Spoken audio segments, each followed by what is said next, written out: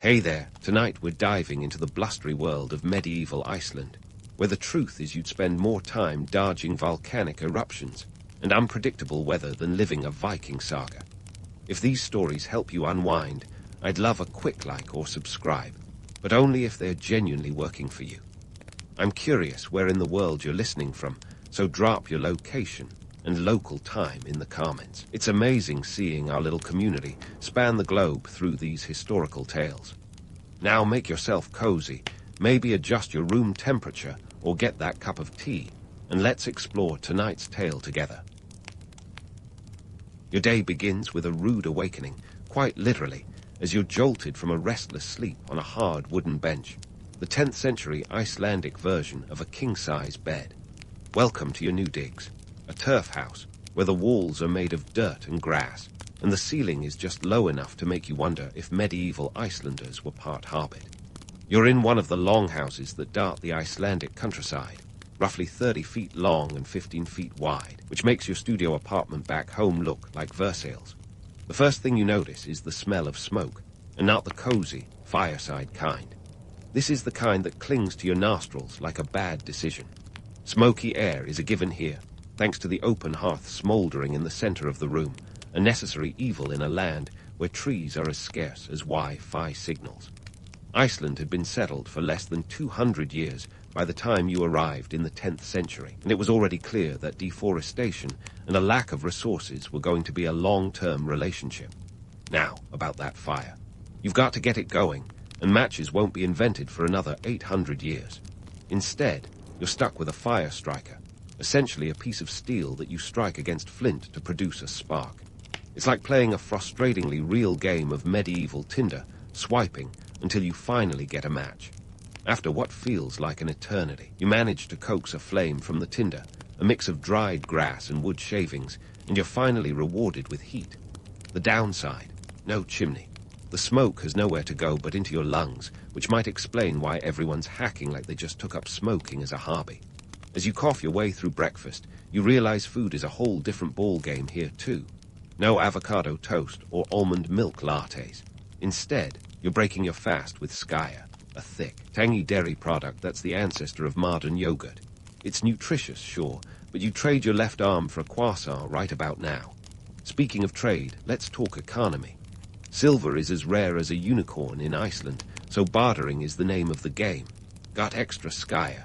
Trade it for a neighbor's surplus of dried fish or wool. Forget about swiping your credit card.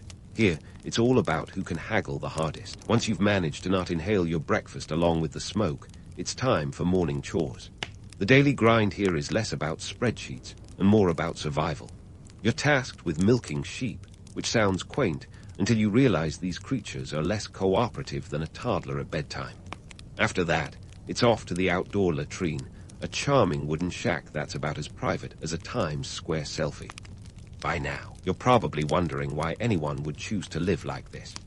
Iceland in the 10th century was a land of opportunity, a blank slate for settlers from Scandinavia, mostly Norwegians, looking to escape the overbearing rule of their chieftains. The island's harsh conditions were a trade-off for the promise of freedom and self-determination. But it wasn't all sunshine and rainbows. The weather was unpredictable, and the isolation was as palpable as the smoke in your new home. As the sun rises higher, well, higher is relative in the land of the midnight sun or endless winter darkness, depending on the season, you start to appreciate the architecture of these turf houses. Built to withstand the elements, they're insulated with layers of earth and grass, making them durable against the fierce Icelandic winds. The downside: they're as dark as a dungeon and about as cheerful as a tax audit. Inside, it's a communal living situation, with multiple generations sharing the space and chores. Privacy is a modern luxury, so get used to your family knowing every detail of your life, right down to your unfortunate singing in the shower, if showers existed, that is. Instead, personal hygiene is a bucket of cold water and a strong constitution. These early hours also give you a glimpse into the social fabric of medieval Iceland. The society is largely egalitarian. Wealth isn't measured in gold coins, but in livestock and land. Power lies in the hands of the chieftains, or Garthar, who oversee the local assemblies known as things. It's a society where reputation is everything, and honor is more valuable than any material possession. As you step outside, the crisp air hits you like a slap in the face. The landscape is stunning, with rolling hills and volcanic mountains, but also dauntingly empty. The nearest neighbor is a mile away, and the nearest market town is a 2-day trek. It's a far cry from the convenience of a supermarket down the block. By now, you're probably thinking life in medieval Iceland was all about the struggle, and you wouldn't be wrong. But despite, or perhaps because of, these challenges, the Icelanders developed a rich oral tradition. Sagas and poetry were the Netflix of the time, passed down through generations and recited in the dim light of the turf houses. These stories were not just entertainment, but vital records of history and culture, preserving the deeds of heroes and the lessons of the past. As you prepare to tackle the rest of the day, you can't help but marvel at the resilience of these people who carved out a life in such a harsh environment. They didn't have the comforts we take for granted today, but they had something else, a tenacity and spirit that could weather any storm. And as you take your first few tentative steps into this rugged world, you realize that while you might not last a day in medieval Iceland, those who did were nothing short of remarkable. As you step outside, the fresh air is invigorating, like a shot of espresso minus the caffeine jolt. But don't get too comfortable, because the landscape of medieval Iceland is more than just a pretty postcard. It's a rugged, volcanic terrain that demands serious respect and a bit of fear. Imagine farming here. The land is less fertile plains and more lava rock garden. If you've ever tried growing basil on your windowsill, you might have a sense of the challenge. Except here, your life depends on it. Let's talk agriculture, or the medieval Icelandic version of it, which is more about survival than abundance. Fields are scarce, and the volcanic soil isn't exactly the miracle grow of the Middle Ages. What do you plant when the earth is more rock than dirt? The answer is, not much. Barley was about the only crop that stood a chance, and even then, it was like coaxing a cat out of a tree. It was a battle against the elements, with short growing seasons and unpredictable weather. Forget lush fields of grain swaying in the breeze. Think hardy little patches struggling to eke out an existence. But this isn't a place for quitters. The Icelanders developed ingenious ways to make the most of what they had, and that's where livestock comes into play.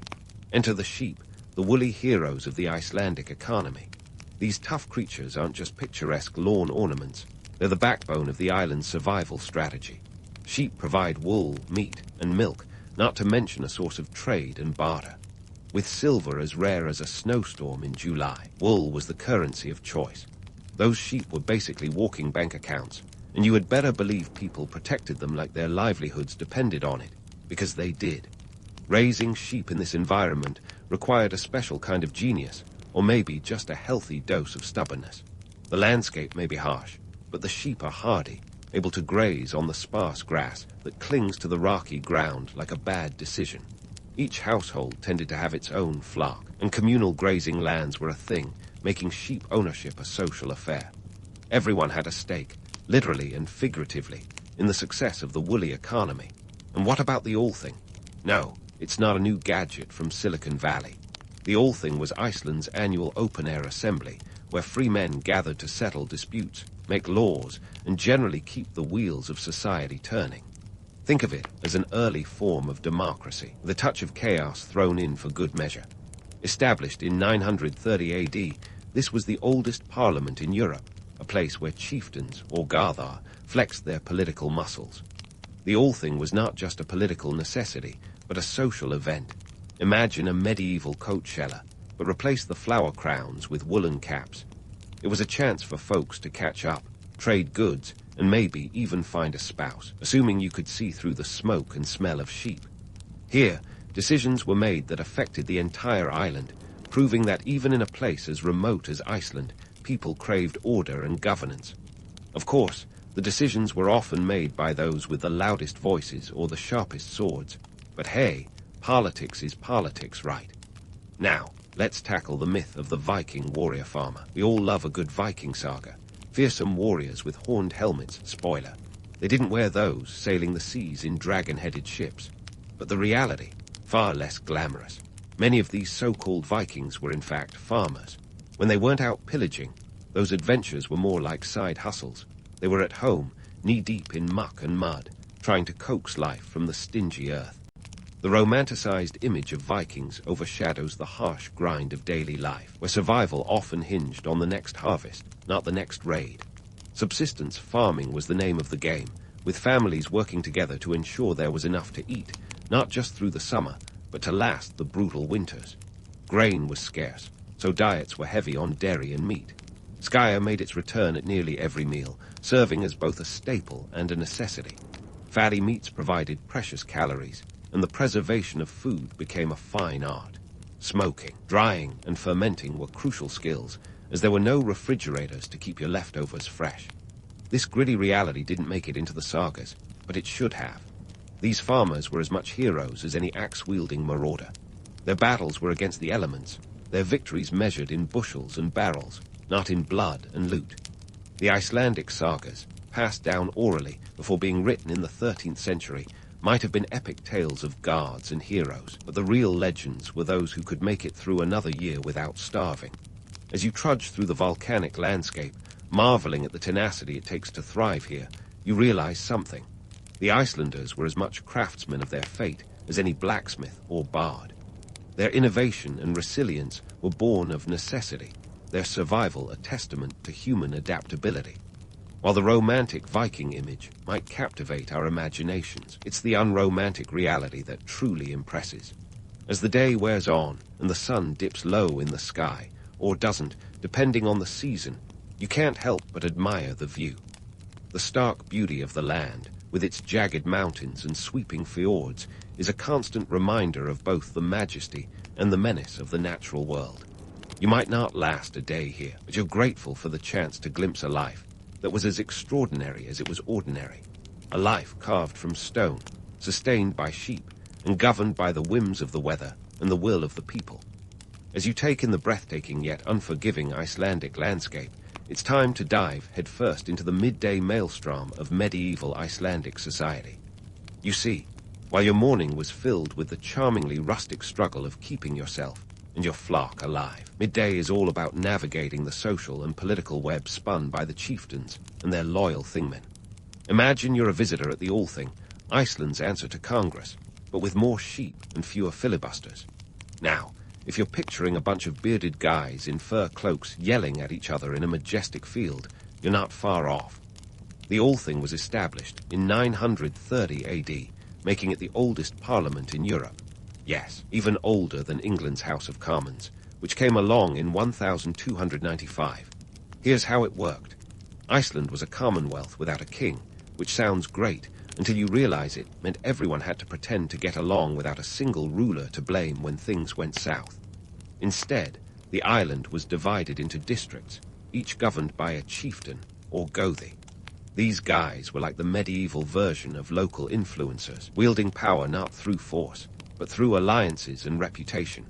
They had thingmen, who were free farmers pledging their allegiance in exchange for protection and legal representation. Picture a feudal version of a lawyer-client relationship, with a bit more sword-waving and fewer billable hours. The Althing was as much a social gathering as it was a legal one, a medieval Burning Man, where disputes were settled, laws made, and family feuds often played out in a more civilized manner than a blood feud. Think of it as a soap opera with real stakes. Disputes were settled by law speakers, who were basically human Wikipedia pages, reciting the laws by heart. The laws themselves were a mix of common sense, and did they really need to say that? Clauses, governing everything from property rights to personal insults. Let's clear up a common misconception. Icelanders weren't just improvising their way through legal matters. The Gragars, a collection of laws from the 12th and 13th centuries, was essentially their constitution. It's a fascinating document detailing everything from the mundane, like the legal age for marriage, 15 for girls and 18 for boys, to the macabre, such as the penalties for murder. Spoiler. They were harsh. It's like reading a medieval, choose-your-own-adventure, where all roads lead to moral dilemmas and potential exile. Now, while the Althing may seem like a bastion of democracy, let's not get too carried away. Political spin was as alive and well then as it is now. Enter the sagas, those epic tales of heroism and betrayal that are part history, part propaganda. These stories were Iceland's Netflix, captivating audiences while subtly reinforcing the power and prestige of the chieftains who commissioned them. They were the medieval PR campaigns, elevating certain families and their ancestors to near-mythical status, while conveniently glossing over less savory aspects of their history. As you wander among the tents and temporary shelters at the Althing site, the smell of smoked lamb wafts through the air, mingling with the chatter of merchants hawking their wares. This was also a time for trade, for alliances to be forged, and for young people to mingle and potentially find a match. Because nothing says romance like a backdrop of legal disputes and political maneuvering. Speaking of matches, let's talk about the women of medieval Iceland. If you think they were merely background players in this saga of survival and political intrigue, think again. Icelandic women wielded more influence than you might expect in a patriarchal society.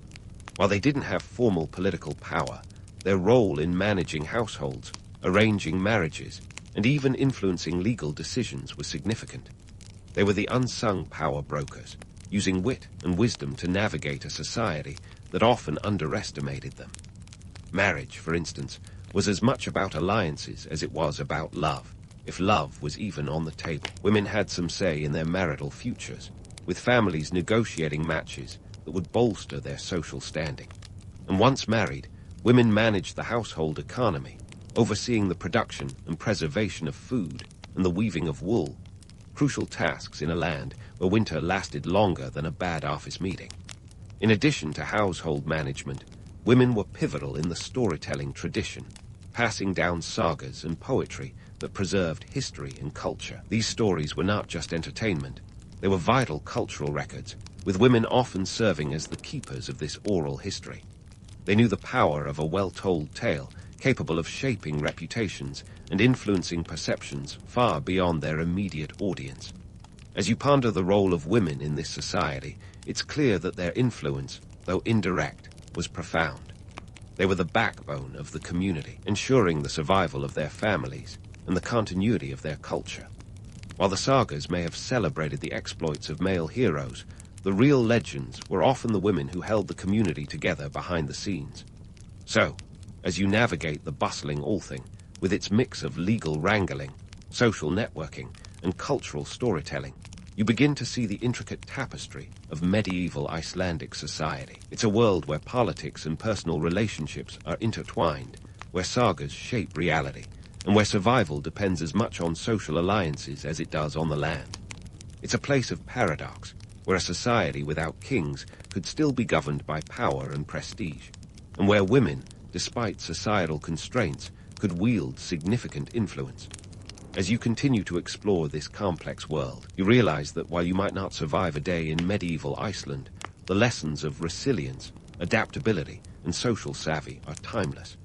As you digest the complex tapestry of medieval Icelandic society, let's dive into a topic that's as essential as air and just as hard to come by: food.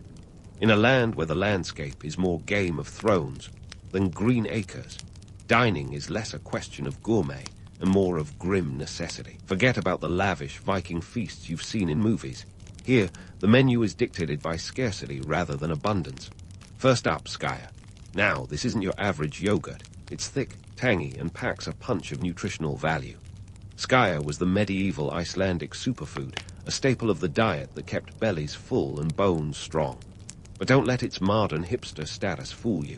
Back then, it was a necessity, not a choice. Imagine starting every morning with a dollop of this dairy delight, because cereal and milk are as mythical as dragons in this part of the world. Now, if you think variety is the spice of life, medieval Icelanders might have disagreed. Their diet was about as diverse as a monochrome painting. Fish was the mainstay, thanks to the surrounding seas teeming with cod and herring. It was the land's most reliable bounty, protein-packed lifeline that kept communities going through the darkest winters. Forget grilling up a fresh catch, though. Preservation was the name of the game. Smoking, drying, and fermenting were crucial to keeping meat and fish edible long after they'd been caught. A good stockpile of dried fish was as vital as gold, and sometimes even used as currency. Speaking of preservation, let's talk about esvith, or sheep's head. Yes, you heard that right. When life gives you sheep, you don't just make wool sweaters, you make esvith. This delicacy involved singeing, boiling, and then chomping down on every part of the head. It was a testament to the Icelandic knack for using every scrap. Waste not, want not, right. It's a culinary tradition that might make modern diners squeamish, but back then, it was a practical way to stretch resources. But let's not pretend this was a paradise of culinary innovation. The reality was far from glamorous. With the long winters and short growing seasons, the Icelandic pantry was more famine than feast. Barley was grown sparingly, often reserved to make a thin, porridge-like gruel that could fill stomachs if not hearts. If you were lucky, you might sweeten it with a bit of wild honey, assuming you could beat the bees to it. Now, let's debunk that Viking feast myth. Sure, there were celebrations, but these were rare and often tied to significant events, like weddings or the All-Thing. More often than not, meals were humble affairs, shared among family and guests alike. Hospitality was key in a land where the nearest neighbor might be miles away, and a warm meal could mean the difference between life and death during harsh travels. In this society, sharing your table was more than just good manners. It was a moral duty.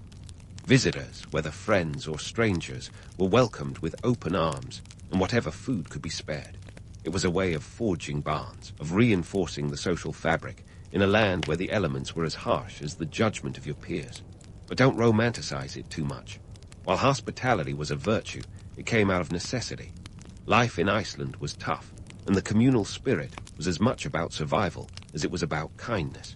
You shared what you had because you never knew when you'd be the one knocking on a neighbor's door, seeking shelter from a storm or a meal to stave off hunger. Amid this reality, the Icelanders developed a rich oral tradition, with meals often accompanied by the recitation of sagas.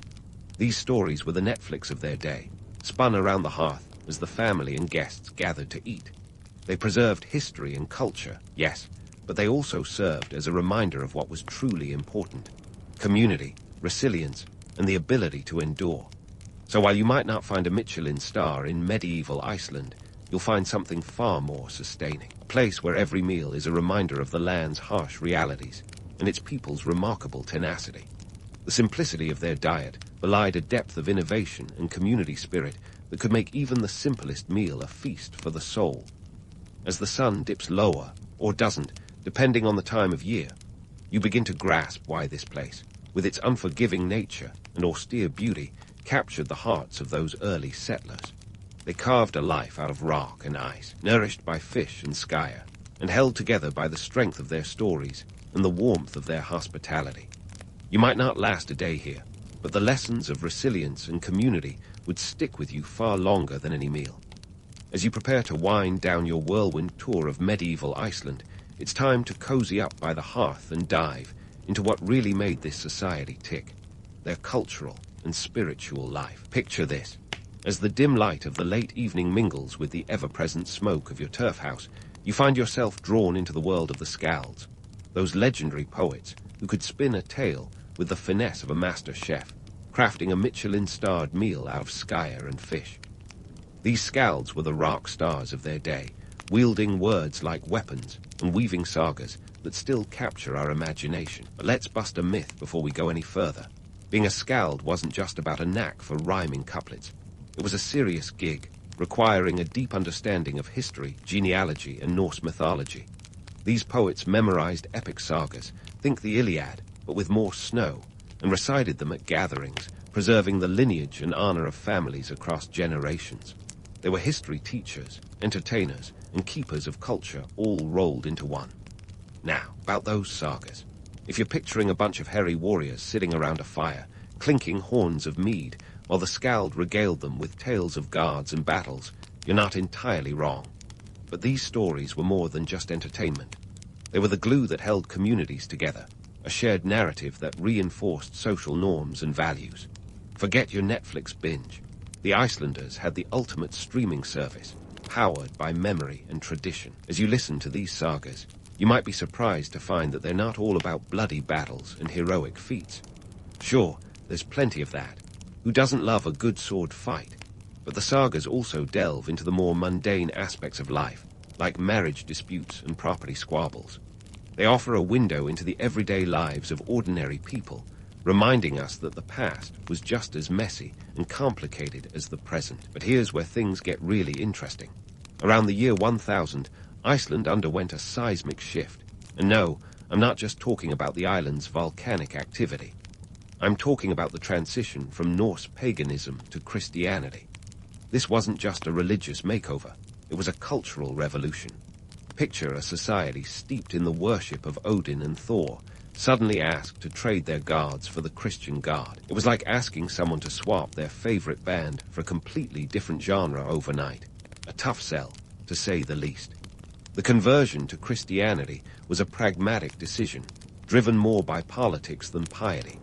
The Icelanders were savvy enough to realize that aligning with the growing Christian kingdoms of Europe would open up trade opportunities and diplomatic relations. Plus, there was the small matter of avoiding the wrath of Christian kings who didn't take kindly to pagan holdouts. It was a classic case of, if you can't beat M, join M, with a side of economic foresight. The All-Thing of 999, or 1000 AD, was the stage for this religious pivot. Imagine the scene. Chieftains and thingmen debating the merits of baptism versus blood sacrifices.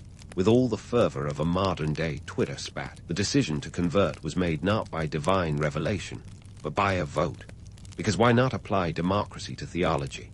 In a display of quintessential Icelandic pragmatism, they decided that while they would officially embrace Christianity, people could still privately worship the old gods. It was a masterstroke of diplomacy, ensuring a smooth transition without alienating staunch traditionalists. This blending of beliefs is what makes Iceland's cultural legacy so fascinating. The old pagan traditions didn't vanish overnight. They mingled with Christian practices, creating a unique spiritual tapestry. The Icelandic sagas, committed to vellum in the 13th century, reflect this blend, with tales of gods and heroes coexisting alongside Christian motifs. It's a testament to the Icelanders' ability to adapt and thrive, ensuring their cultural survival even as the world around them changed. As the evening wears on, you're left with a profound sense of admiration for these hardy people. Their stories, woven into the fabric of their society, were more than mere entertainment. They were survival guides, moral compasses, and historical records. They taught resilience in the face of adversity, the importance of community, and the value of adapting to change. Fast forward to today, and it's clear that medieval Iceland's cultural practices have left an indelible mark. The sagas continue to captivate audiences worldwide, offering insights into a world that, while vastly different from ours, still resonates with universal themes of love, honor, and the struggle to find one's place in the world. They've inspired countless works of literature, film, and art, proving that while you might not last a day in medieval Iceland, its legacy will last for centuries. So, as you close this chapter on your imaginary Icelandic adventure, remember that the lessons of this rugged land are as relevant today as they were 1,000 years ago. In a world that's constantly changing, the ability to adapt, to hold onto cultural roots while embracing new ideas, is a skill worth cultivating. And who knows? The next time you find yourself caught in the metaphorical crossfire of modern life, you might just take a page from the Icelander's book, weaving your own saga of resilience and triumph. Ever think about the Celts and picture wild-eyed warriors charging into battle, dripping in blue paint and howling like banshees? Well, that's the Hollywood version, and while there's some truth to the Celtic love for a good dramatic flair, let's be real, who doesn't love a bit of drama? The reality is a bit less theatrical and a lot more interesting. The Celts were a fascinating bunch, more complex than the barbaric stereotypes often depict them. So buckle up, because we're diving into a world that's as much about trade routes and societal structures as it is about epic battles and mystic druids.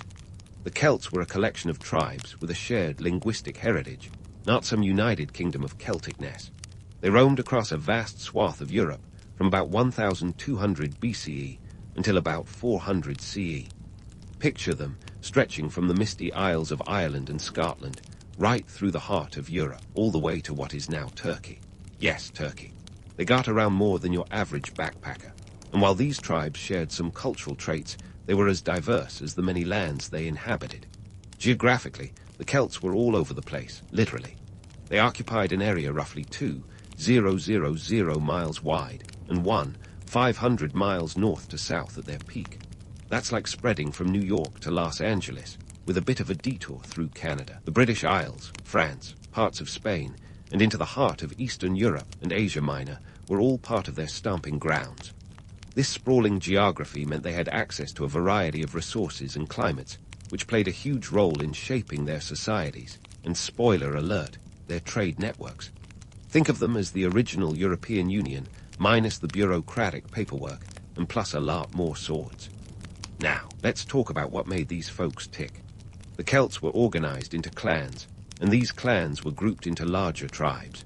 Each tribe had its own chief, and these chiefs were often the wealthiest and most powerful individuals in the society, with wealth measured in cattle, land, and bling. Lots of bling. The Celts famously loved gold, and they wore it proudly, not just as a sign of wealth, but as a way to distinguish themselves in battle. Ever try to blind your enemy with the sun glinting off your gold torque? The Celts might have, but it wasn't all about war and wealth. They had a rich social structure with a class of priests and intellectuals known as druids who were the keepers of knowledge, lore, and the law. Druids were like the Celts' version of Google, only with less cat videos and more human sacrifices. Just kidding, mostly. They were revered and sometimes feared, holding sway over the spiritual and legal matters of the day. And herein lies the secret source to their societal stability, a balance of power between the warrior elite and the druidic intellectuals. This mix of structure, power, and a love of shiny things helped the Celts establish trade networks that would make modern supply chain managers weep with envy. Their societies were intricately linked by trade routes that crisscrossed Europe, dealing in everything from salt and slaves to gold and textiles. Salt was a particularly hot commodity. In the days before refrigeration, salt was the best way to preserve food. It was like the iPhone of the ancient world. Everyone wanted it, and the Celts were happy to supply it. And speaking of myths, let's debunk the idea that the Celts were isolationist barbarians living in the forests. They were actually quite cosmopolitan for their time, eagerly trading with the Greeks and the Romans, among others. They were not just raiders and invaders, but savvy merchants and shrewd negotiators. They traded tin from Cornwall, wine from Gaul, and exotic animals from the far reaches of their territories. They even had a taste for Mediterranean wine, which they imported in large quantities. Imagine that, a Celtic chieftain sipping fine wine while planning the next cattle raid. Their trade networks were so extensive that Celtic goods have been found as far afield as Egypt and the Baltic Sea. This wasn't just about economics. It was about influence and cultural exchange. The Celts were trendsetters, spreading their art, language, and technology across Europe. Their distinctive Latin art style, featuring intricate patterns and swirling motifs, influenced art and design far beyond their own territories, and their advances in metallurgy were second to none, producing weapons and tools that were highly sought after. But let's not paint too romantic a picture. While their trade networks were impressive, they were also a double-edged sword. The same routes that carried goods also carried news, ideas, and unfortunately for the Celts, invaders. The Roman Empire, ever the opportunistic empire builder, was more than happy to exploit these networks to expand its influence. By the time Julius Caesar got around to writing about the Celts in his Gallic Wars, around 58-50 BCE, he described them as both noble and savage, code for they're in our way, and we want their land. So there you have it, a peek into the world of the ancient Celts, a people whose reach was as wide as their reputation for being a bit wild. But as we've seen, they were far more than just the sum of their stereotypes. They were traders, warriors, artists, and intellectuals, all rolled into one sprawling, complex tapestry that stretched across Europe. And this, dear friends, is just the beginning of our journey through their world. Stay tuned as we delve deeper into the workings of their trade networks and the legacy they left behind. And so, the curtain lifts on the bustling Celtic trade networks, a sprawling web that would make even today's most ambitious logistics companies green with envy. Let's dive into the saga of salt, tin, and those mystical blue dyes that, believe it or not, were not just for painting faces in battle. These were the Celtic answers to economic prosperity and cultural exchange, the ancient commodities that fueled an economy long before anyone even dreamt of Bitcoin. Salt, the ancient world's equivalent of a must-have gadget, was a staple in Celtic trade. Picture this. In a time when the notion of refrigeration was as fantastical as a dragon sighting, Salt was the go-to method for preserving food. It was like the ultimate life hack of the Iron Age. The Celts, being nothing if not opportunists, capitalized on this demand. They mined salt from places like Hallstatt in the Austrian Alps, an area so renowned for its salt production, it gave rise to the term Hallstatt culture. This wasn't just a local hustle. It was a full-blown operation with reach across the continent. The Celts would cart their precious mineral through trade routes that crisscrossed Europe, ensuring that no Roman, Greek, or Gaul went without their savory fix. Now, you might be wondering, why was salt such a hot commodity? Well, aside from its preservative magic, salt was also used in religious rituals, as a form of currency, and as a symbol of hospitality. Giving salt was akin to giving a bottle of fine wine today, except it was practical too. No wonder the Celts were all in on this trade. Speaking of commodities, let's talk about tin. This humble metal was the unsung hero of the Bronze Age. Without tin, bronze, an alloy of copper and tin, simply wouldn't exist. With copper being more common, tin was the rare gem, and the Celts had access to some of the best tin sources in Europe, especially in Cornwall, England. The tin trade was crucial for the production of weapons, tools, and ornaments. It was like the oil of its day, a driving force for technological advancement and warfare alike. The Celts, with their savvy merchant instincts, traded tin far and wide, fueling not just their own needs, but those of their neighbors, who were more than willing to pay for the privilege. But wait, there's more. Let's not forget the enigmatic blue dyes, derived from the plant woad. These dyes were the Celtic version of haute couture. Forget about their war paint fame for a moment. In reality, they were a significant trade item, used in textiles that were exported across Europe. The Celts had an eye for fashion long before Paris became synonymous with the runway. Now, to transport these goods, the Celts developed an intricate network of trade routes, the ancient superhighways of Europe. These routes spanned from the Atlantic coast of Ireland to the steppes of Central Asia. They were like the Silk Road's less famous, but equally important cousin. Through these routes, the Celts exchanged goods, ideas, and cultural practices. They used rivers like the Danube and the Rhine, natural highways that facilitated the movement of goods and people. Imagine a convoy of Celtic traders, their carts laden with salt, tin, and textiles, winding through the European landscape. It's a scene that wouldn't be out of place in a high-stakes road movie, minus the explosions and car chases. The Celts operated on a barter system, a precursor to today's more abstract economic models. Instead of cryptocurrency or cash, they swapped goods, salt for tin, textiles for wine. It was a simple, yet effective system that relied on trust and mutual benefit. The bartering involved haggling, skill as ancient as the hills, and as modern as a used car dealership.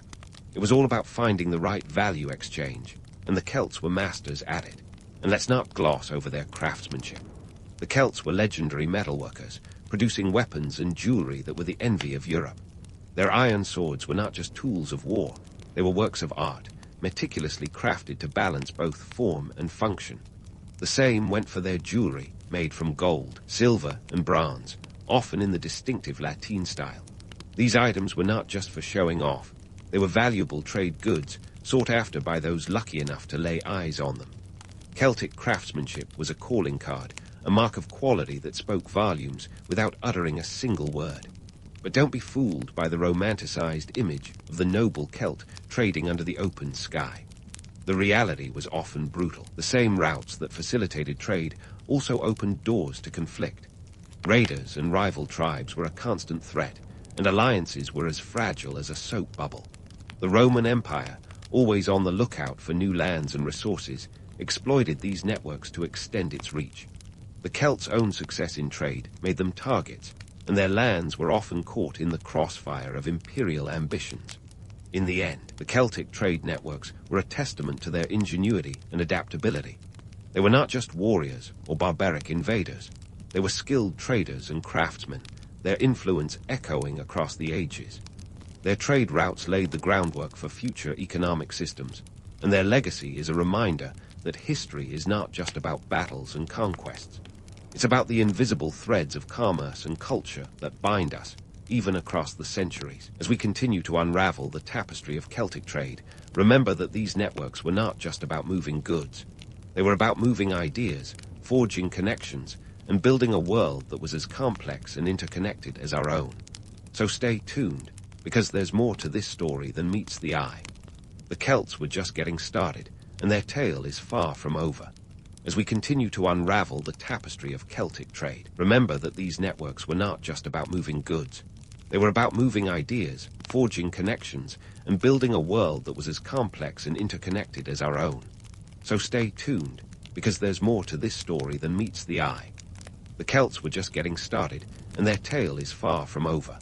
Let's take a journey south, where the Celts, with their flair for adventure, found themselves rubbing shoulders with the Mediterranean's finest. Imagine the scene: bustling ports, vibrant marketplaces, and the heady aroma of exotic spices wafting through the air. Picture the Celts, their carts laden with goods, rolling into the sun-drenched harbors of Greece and Rome, ready to trade. It was a cultural exchange program that would make even modern-day diplomats jealous. The Mediterranean was the ancient world's version of a bustling metropolis, a hub of commerce and culture that attracted traders like moths to a flame. For the Celts, the allure was irresistible. They brought with them their signature items, salt, tin, textiles, and returned home with Mediterranean treasures that would make any chieftain swoon. Chief among these was wine, the liquid gold of the ancients. Forget about raindrops on roses or whiskers on kittens. Wine was a few of their favorite things. Now, the Celts weren't just casual sippers. They were serious connoisseurs who embraced wine with a fervor that would put any modern sommelier to shame. We're talking about amphorae, those iconic clay vessels, of the finest Greek and Roman vintages being shipped north by the thousands. In fact, archaeologists have uncovered Celtic burials with entire amphorae of wine, like ancient bayab for the afterlife. Talk about planning ahead. But it wasn't just about the booze. The Mediterranean connection brought more than wine to the Celtic table. It facilitated the exchange of ideas, technology, and art. The Celts were influenced by the Greeks' knack for mathematics and the Romans' engineering prowess. They learned from these Mediterranean cultures, integrating new techniques into their own practices. This wasn't cultural theft. It was cultural evolution at its finest. And if you think that the Celts were just passive recipients, think again. They contributed their own innovations to the mix. Their ironworking skills, for example, were second to none, and their Latin art style, with its swirling patterns and intricate designs, influenced Mediterranean artists. It was a two-way street of inspiration, showing that cultural exchange is a tale as old as time. But let's not get too carried away with the romance of it all.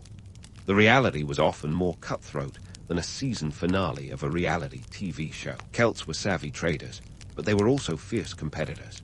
They navigated a world where alliances were as unstable as a Jenga tower. One wrong move, and your hard-earned gains could come tumbling down. The Greeks and Romans were not always the friendliest of trading partners. They had a penchant for seeing the Celts as both allies and adversaries, depending on which way the political winds were blowing. Speaking of politics, let's address the myth of the isolationist Celt. Despite the enduring image of them as forest-dwelling hermits, the Celts were anything but. Their interactions with the Mediterranean were proof of their cosmopolitan outlook. They embraced the complexities of international trade and diplomacy with gusto. They were not just traders. They were cultural ambassadors, spreading their influence far beyond their borders. And yet, for all their cosmopolitan flair, the Celts remained fiercely protective of their identity. They were opportunists, yes, but they were also proud custodians of their own culture. They adopted what suited them, but they never lost sight of who they were. It's a balancing act that many cultures struggle with even today. Of course, the Mediterranean wasn't just a marketplace. It was also a political chessboard, and the Celts had to play their pieces carefully. The Romans, with their imperial ambitions, were always looking for new territories to annex. The Celts, with their strategic locations and valuable resources, were prime targets. The Mediterranean connections that brought wealth and innovation also brought the looming shadow of conquest. As Julius Caesar famously noted, the Celts were both noble and savage, a paradox that the Romans found both fascinating and frustrating.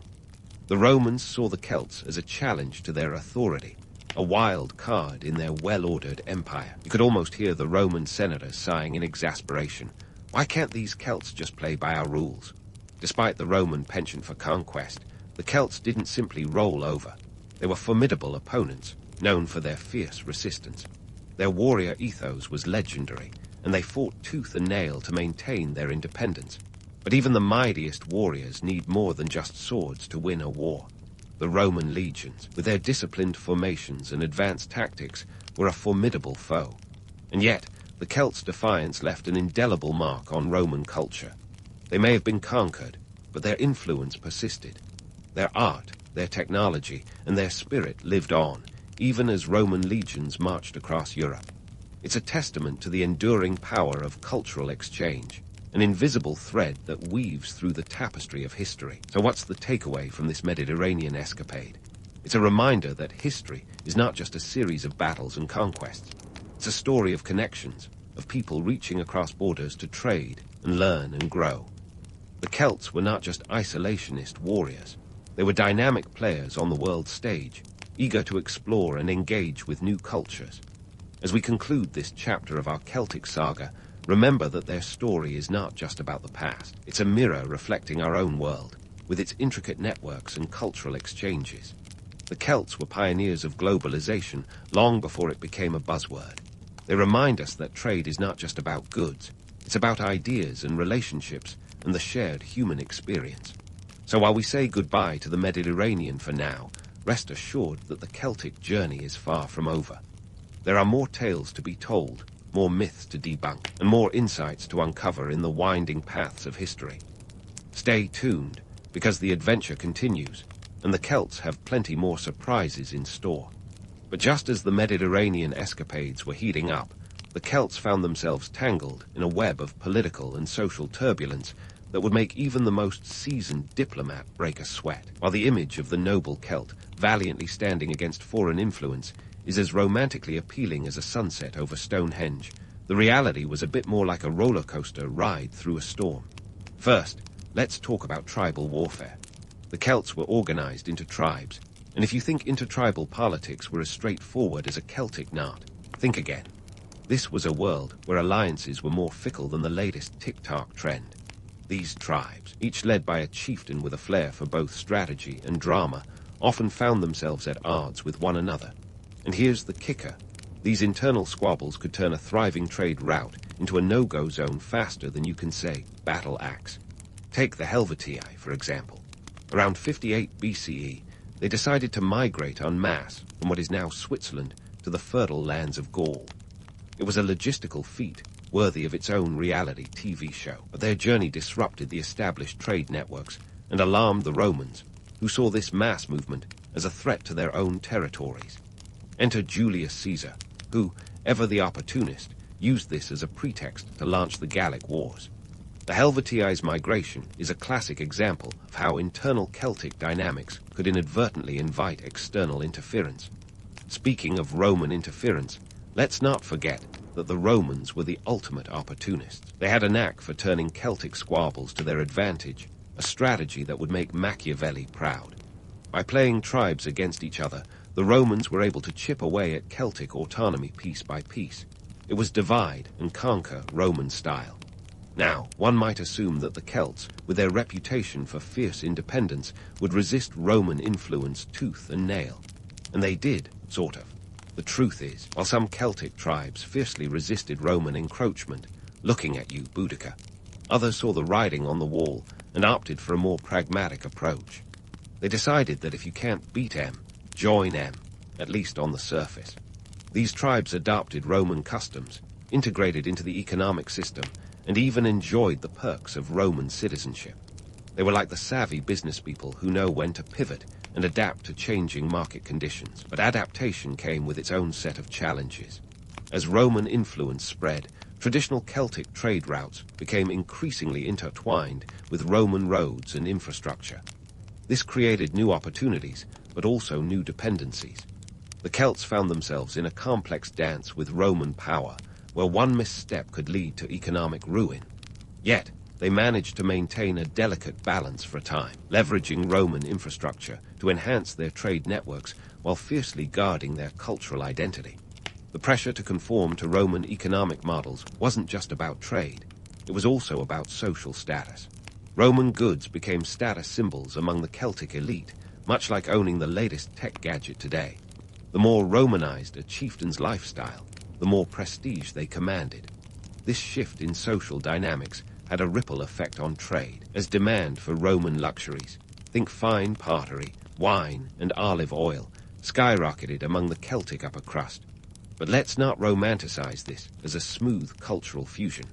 The integration of Roman goods and customs into Celtic society was often met with resistance. Many Celts were acutely aware of the cultural erosion that could come with such assimilation. They were caught between a rock and a hard place, balancing the allure of Roman prosperity with the preservation of their own traditions. It was a tug-of-war that played out not just in trade, but in every aspect of Celtic life. And then, of course, there was the small matter of Roman taxation.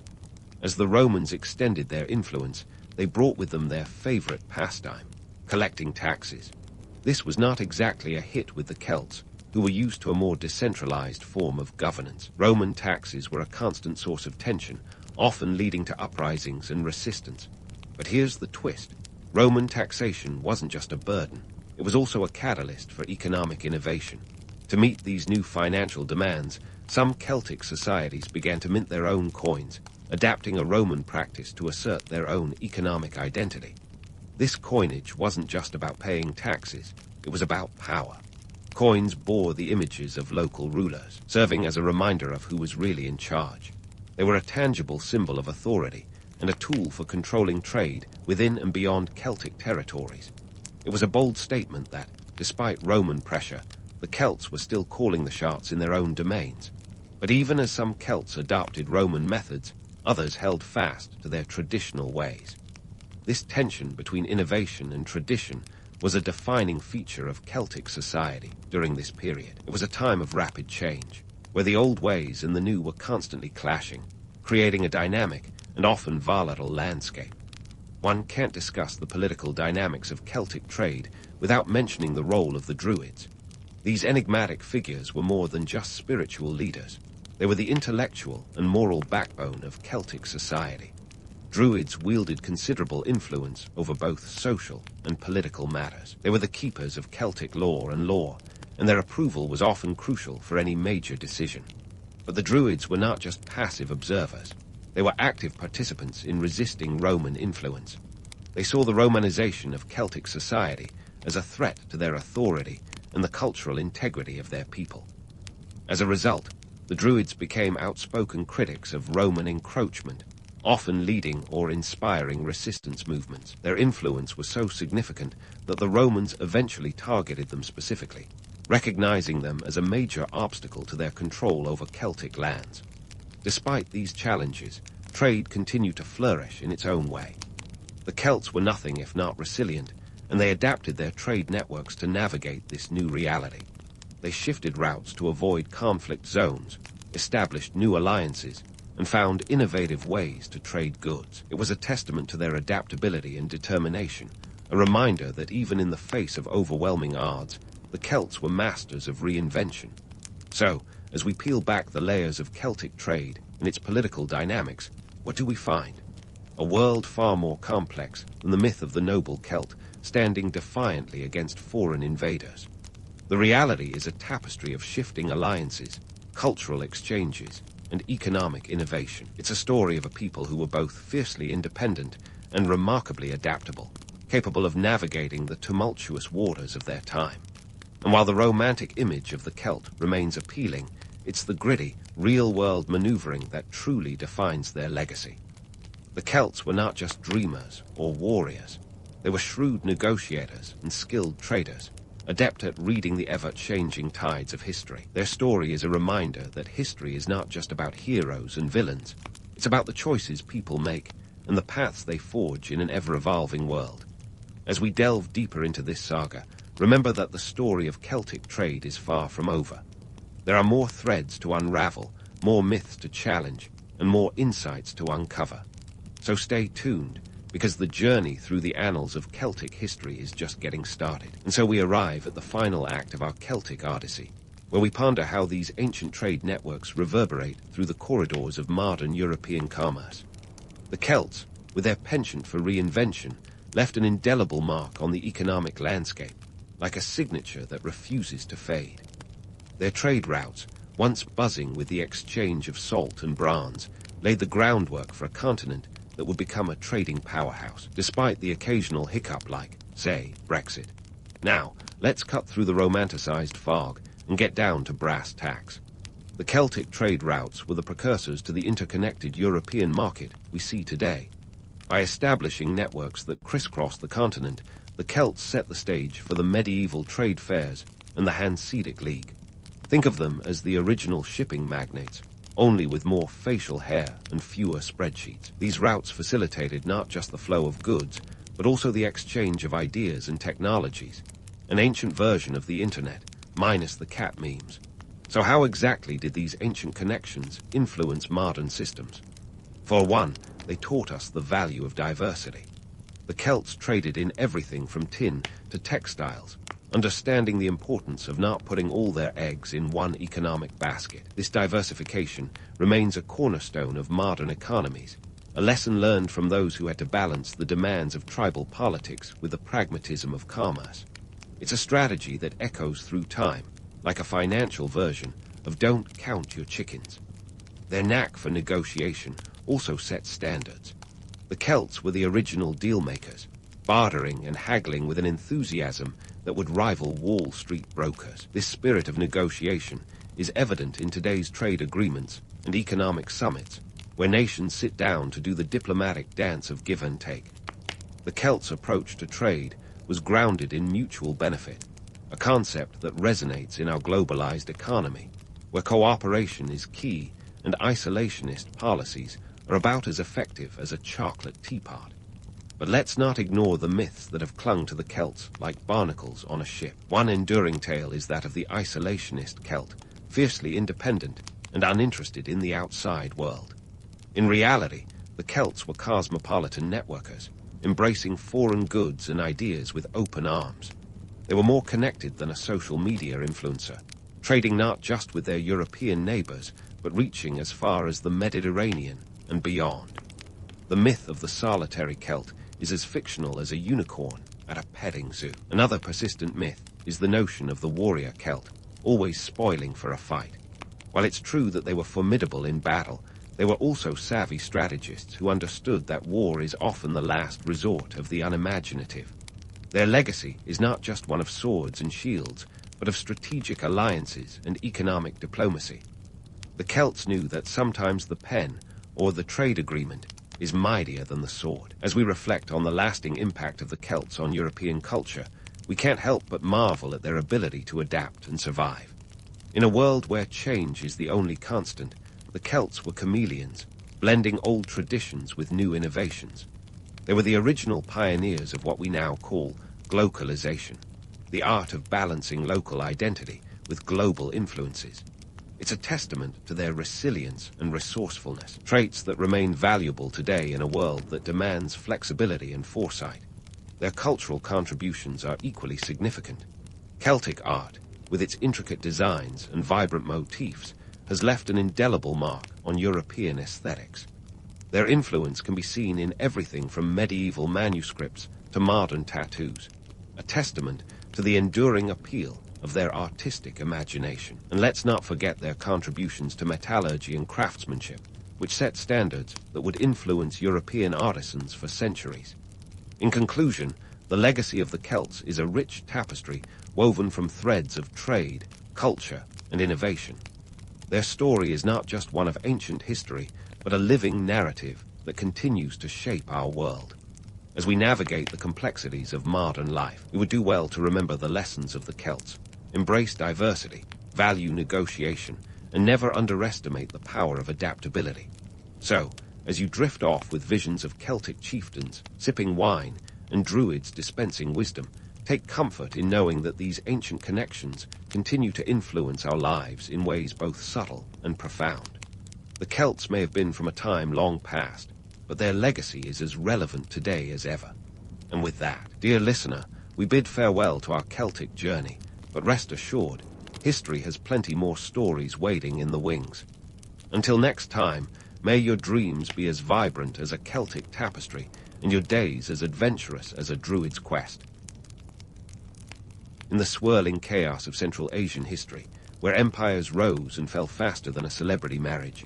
The Kushan Empire's story is one of the most unexpected. Think of it as the ultimate underdog tale, the kind that would make a Rocky Balboa montage look like a casual Sunday jog. The Kushans started off as a small, nomadic tribe in the 1st century BCE, likely dismissed by their neighbors as little more than a footnote in history. But oh, how wrong those neighbors were. The Kushans would go on to wield influence across a region that today spans several countries, all thanks to a combination of strategic geography, economic savvy, and perhaps just a dash of audacity. Now, let's address the elephant in the room, or rather, the yak on the step. How did a group of nomads, initially just a blip on the historical radar, transform into a significant power? Well, it all starts with their prime real estate, the Silk Road. We're talking about the ancient world's version of Wall Street and Hollywood Boulevard rolled into one. This wasn't just any trade route. It was the asterisk trade route.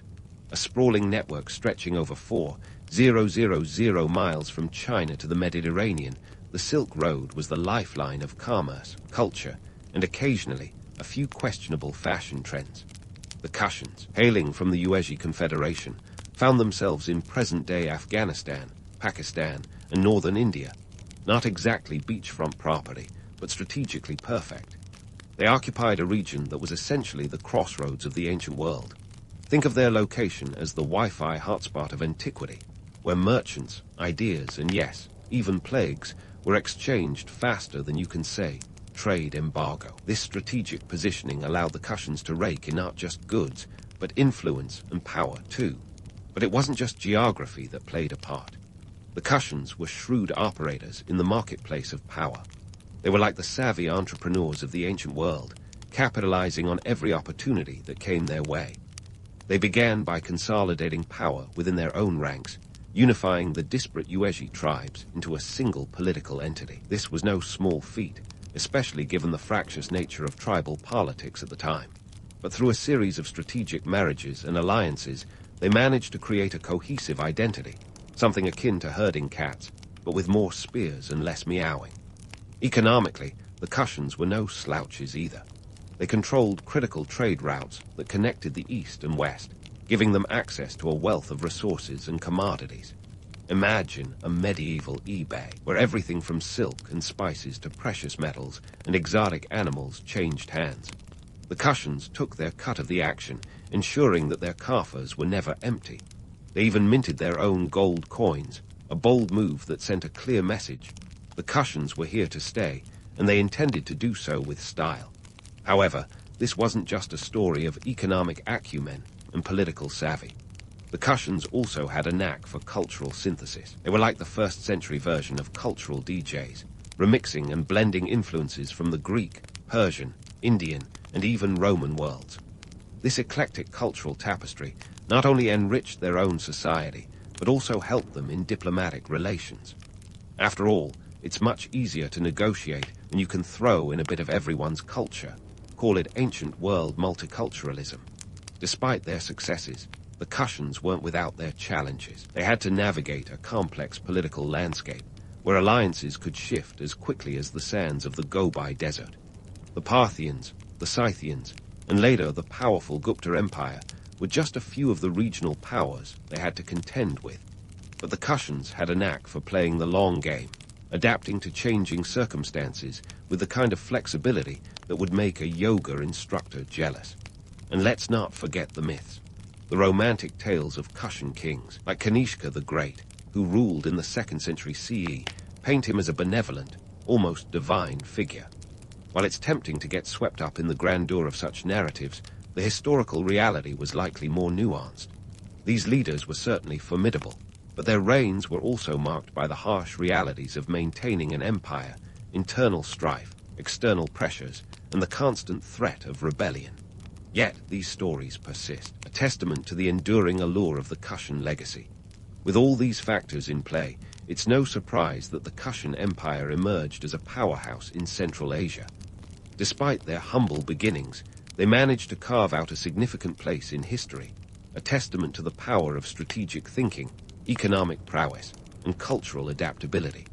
So, While their story might not have the same Hollywood glamour as, say, the Roman Empire, it certainly has all the elements of a gripping saga, one that reminds us that even the most unlikely contenders can rise to greatness on the grand stage of history. As the Kushan Empire's tale unfolded, they didn't just rest on their laurels, admiring their impressive cultural tapestry or counting their gold coins like Scrooge McDuck. No, these folks had bigger fish to fry, or in their case, more territories to conquer. Enter Chola Cadphises, the trailblazer who transformed the Kushan saga from a compelling yarn into the blockbuster empire it became. Chola wasn't your average nomadic leader. He was the kind of guy who saw a chaotic political landscape and thought, what a fantastic opportunity to expand my real estate portfolio. Chola Cadphises, the first of the Kushan kings, took the reins around the mid-1st century CE. With a vision grander than a Vegas stage show, he set his sights on expanding the Kushan territory beyond the confines of the Ueji heartland. But we're not talking about a leisurely stroll across the steppe. This was more like a military dance-off, with Chola as the choreographer.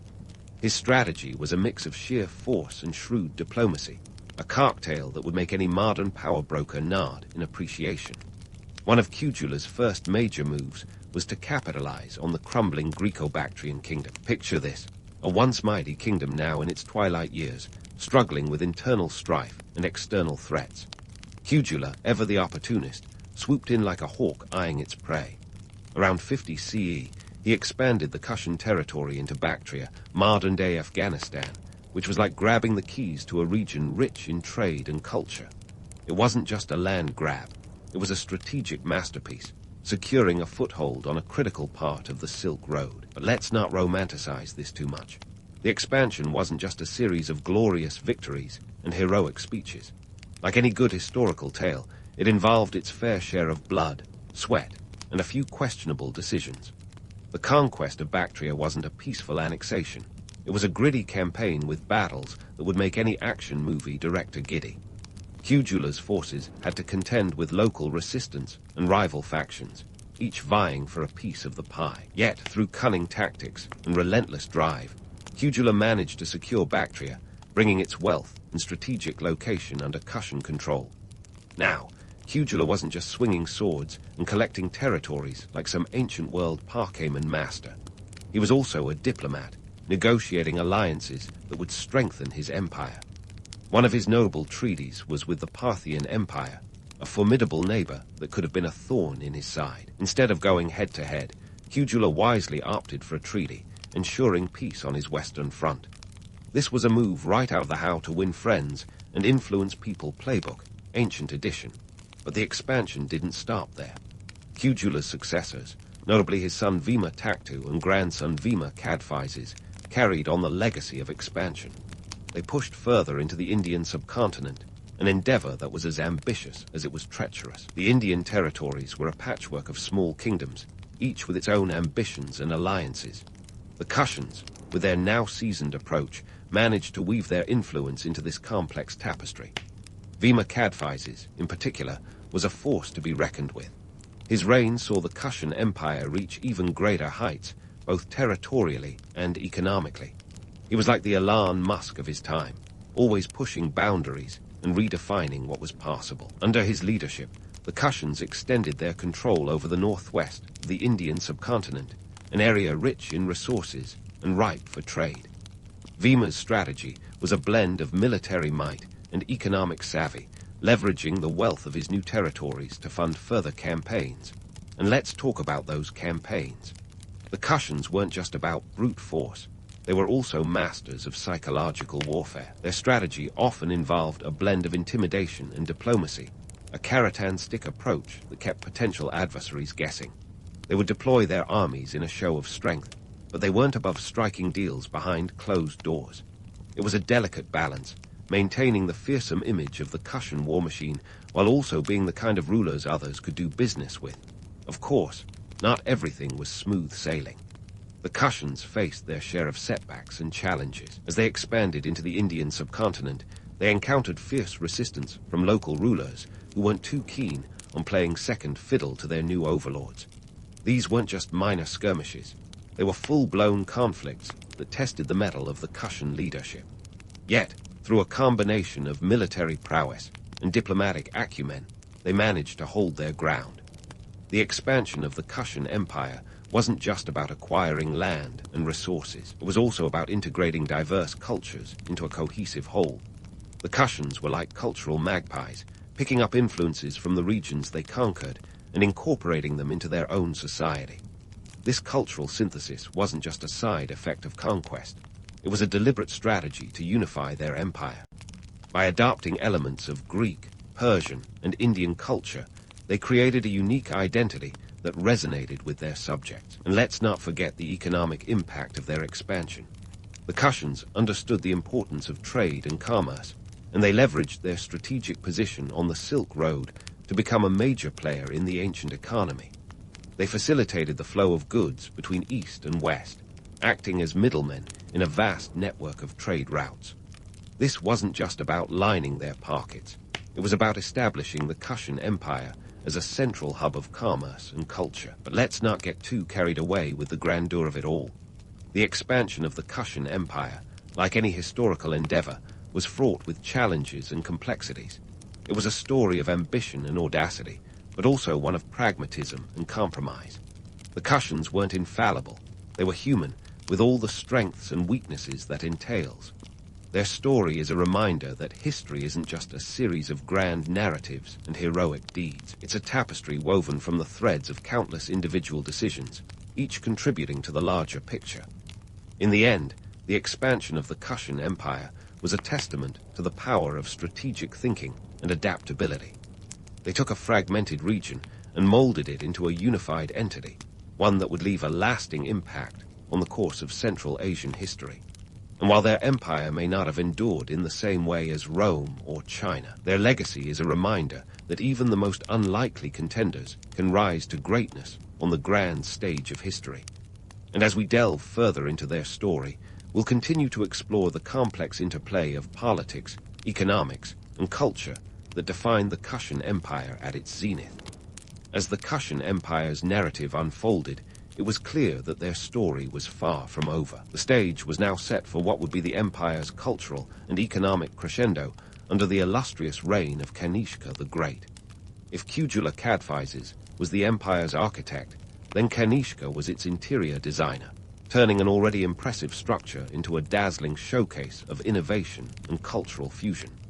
Think of Kanishka as the Steve Jobs of the 2nd century CE, an emperor with vision, charisma, and a knack for turning the ordinary into the extraordinary. Kanishka ascended to the throne around 127 CE, and from the get-go, he was all about expansion, not just of territories, but of minds and markets. While previous rulers had focused on enlarging borders, Kanishka understood the power of ideas. His reign was marked by an unprecedented flowering of culture, fueled by his patronage of Buddhism. Now, if you're imagining Kanishka as some sort of ancient Zen master, think again. This was less about spiritual enlightenment and more about soft power, using religion as a tool to unify his diverse empire and project influence beyond its borders. Under Kanishka, the Kushan Empire became a veritable melting pot, blending Greek, Persian, Indian, and even Roman influences into a rich cultural stew that would make any multiculturalist proud. The emperor's support for Buddhism wasn't just a passion project. It was a savvy political move. By promoting Buddhism, Kanishka sought to create a common cultural thread across his sprawling territories, which stretched from the Ganges to the Oxus River. This wasn't just about building temples and erecting statues, though there were plenty of those. It was about crafting a shared identity that could bind his empire's disparate peoples together. Economically, Kanishka's reign was the Kushan Empire's golden age, quite literally. The empire's strategic position on the Silk Road meant they were sitting on a commercial gold mine, and Kanishka knew how to strike it rich. With control over key segments of this ancient superhighway, the Kushans acted as middlemen in the lucrative trade between East and West. Imagine the Silk Road as the Amazon prime of antiquity, delivering everything from Chinese silk and Indian spices to Roman glassware and Persian jewels. And just like Amazon, the Kushans took their cut, bolstering their treasury and funding their grand architectural projects. In fact, Kanishka's economic policies were as innovative as they were effective. He understood the power of branding long before it became a buzzword in modern business. The Kushans issued coins emblazoned with the images of their deities, a clever way to spread their cultural influence while ensuring that their currency was recognized and accepted across their vast territory. These coins weren't just currency. They were a statement of power and identity, proclaiming to the world that the Kushans were a force to be reckoned with. But let's not get too carried away with the glitz and glamour. The Silk Road wasn't just a highway of prosperity. It was also a conduit for less savory elements, plagues, bandits, and the occasional political scandal. The empire's wealth attracted envy and intrigue, and Kanishka had to navigate a complex web of alliances and rivalries to maintain his grip on power. The Parthians, the Chinese, and the Romans all had stakes in the Silk Road, and Kanishka's diplomatic skills were put to the test as he balanced competing interests and potential threats. Despite these challenges, Kanishka's reign was a testament to the power of cultural synthesis and economic savvy. He transformed the Kushan Empire into a beacon of cosmopolitanism, where scholars, artists, and traders from across the known world mingled and exchanged ideas. It was a place where East met West in a vibrant exchange that would leave a lasting impact on the cultural and intellectual landscape of Asia. And yet, for all its achievements, the Kushan Empire was not immune to the forces of decline. The seeds of its eventual downfall were sown in the very success that Kanishka had worked so hard to cultivate. The empire's reliance on trade made it vulnerable to shifts in the global economy, and its cultural diversity, while a source of strength, also posed challenges in maintaining a coherent identity and stable governance. But that's a story for another day. For now, let's revel in the grandeur of Kanishka's era, a time when the Kushan Empire stood at the pinnacle of its power, a testament to the transformative potential of strategic leadership and cultural integration. As we continue our journey through the annals of Kushan history, we'll explore the factors that contributed to the empire's eventual decline and the legacy it left behind, a legacy that continues to resonate in the cultural and historical narrative of Central Asia. So, stay tuned as we delve deeper into this remarkable chapter of history, where ambition, innovation, and human endeavor converge to create a truly extraordinary empire. As we continue to wade through the annals of Kushan history, it's time to turn the spotlight on the myths and legends that have clung to this empire like a stubborn grapevine. The Kushan Empire, for all its historical gravitas, is not without its share of tall tales, romanticized accounts, and good old-fashioned exaggerations. Think of it as the ancient version of a Hollywood biopic, entertaining, yes, but not always a faithful depiction of reality. Let's start with the legend of Kanishka the Great. This guy has been painted as a quasi-divine figure, a king of such invincible might that even the gods held their breath when he walked the earth. Now, while it's tempting to imagine Kanishka as a sort of ancient superhero, the historical record suggests a more nuanced portrait. Sure, he was a formidable ruler, but not without his share of struggles and setbacks. The reality, he was a savvy politician and a skilled military leader, but hardly the demigod some accounts would have you believe. Speaking of military prowess, the Kushans were often portrayed as invincible warriors, able to conquer any territory at will. In truth, their military campaigns were as much about grit and determination as they were about strategy and luck. They faced fierce resistance in many of their conquests, and victories were often hard-won. Take their forays into the Indian subcontinent, for example.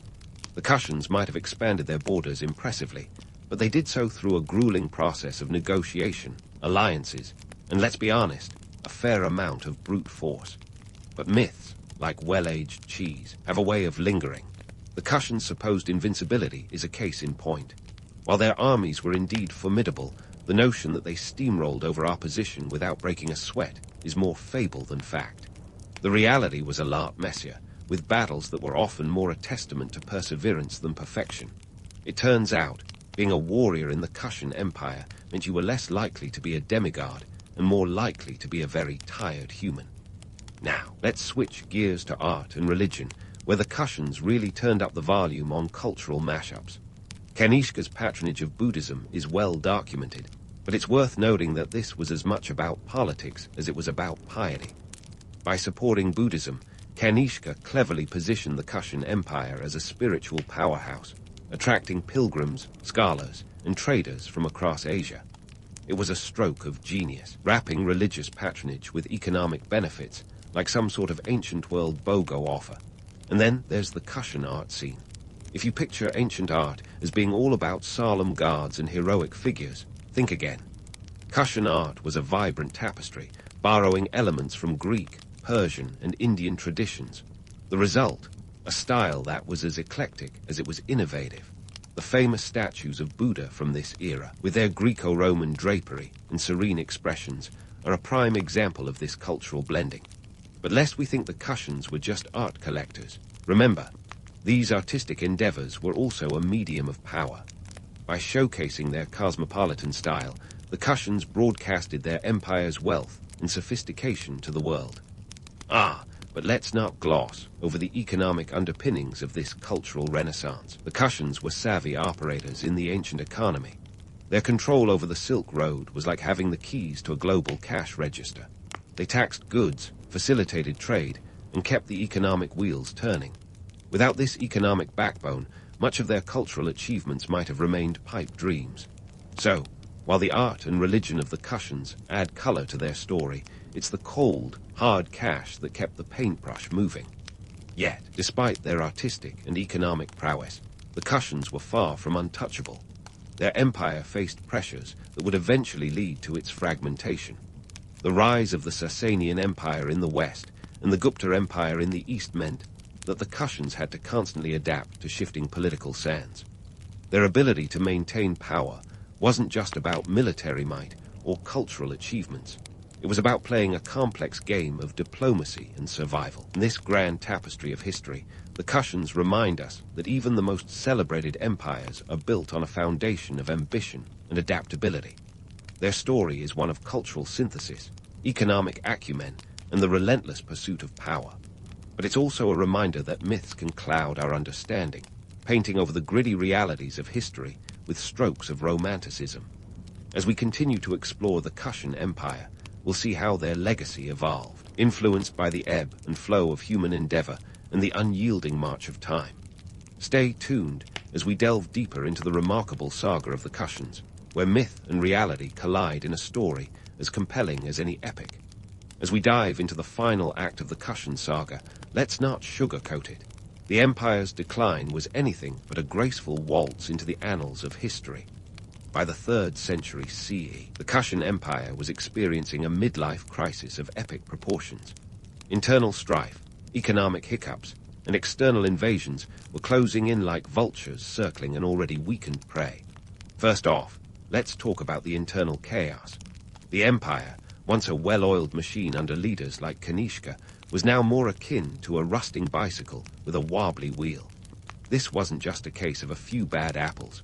It was a full-blown fruit salad of dysfunction. Fragmentation became the order of the day, as regional leaders started acting like divas at a reality TV reunion, each vying for power and influence.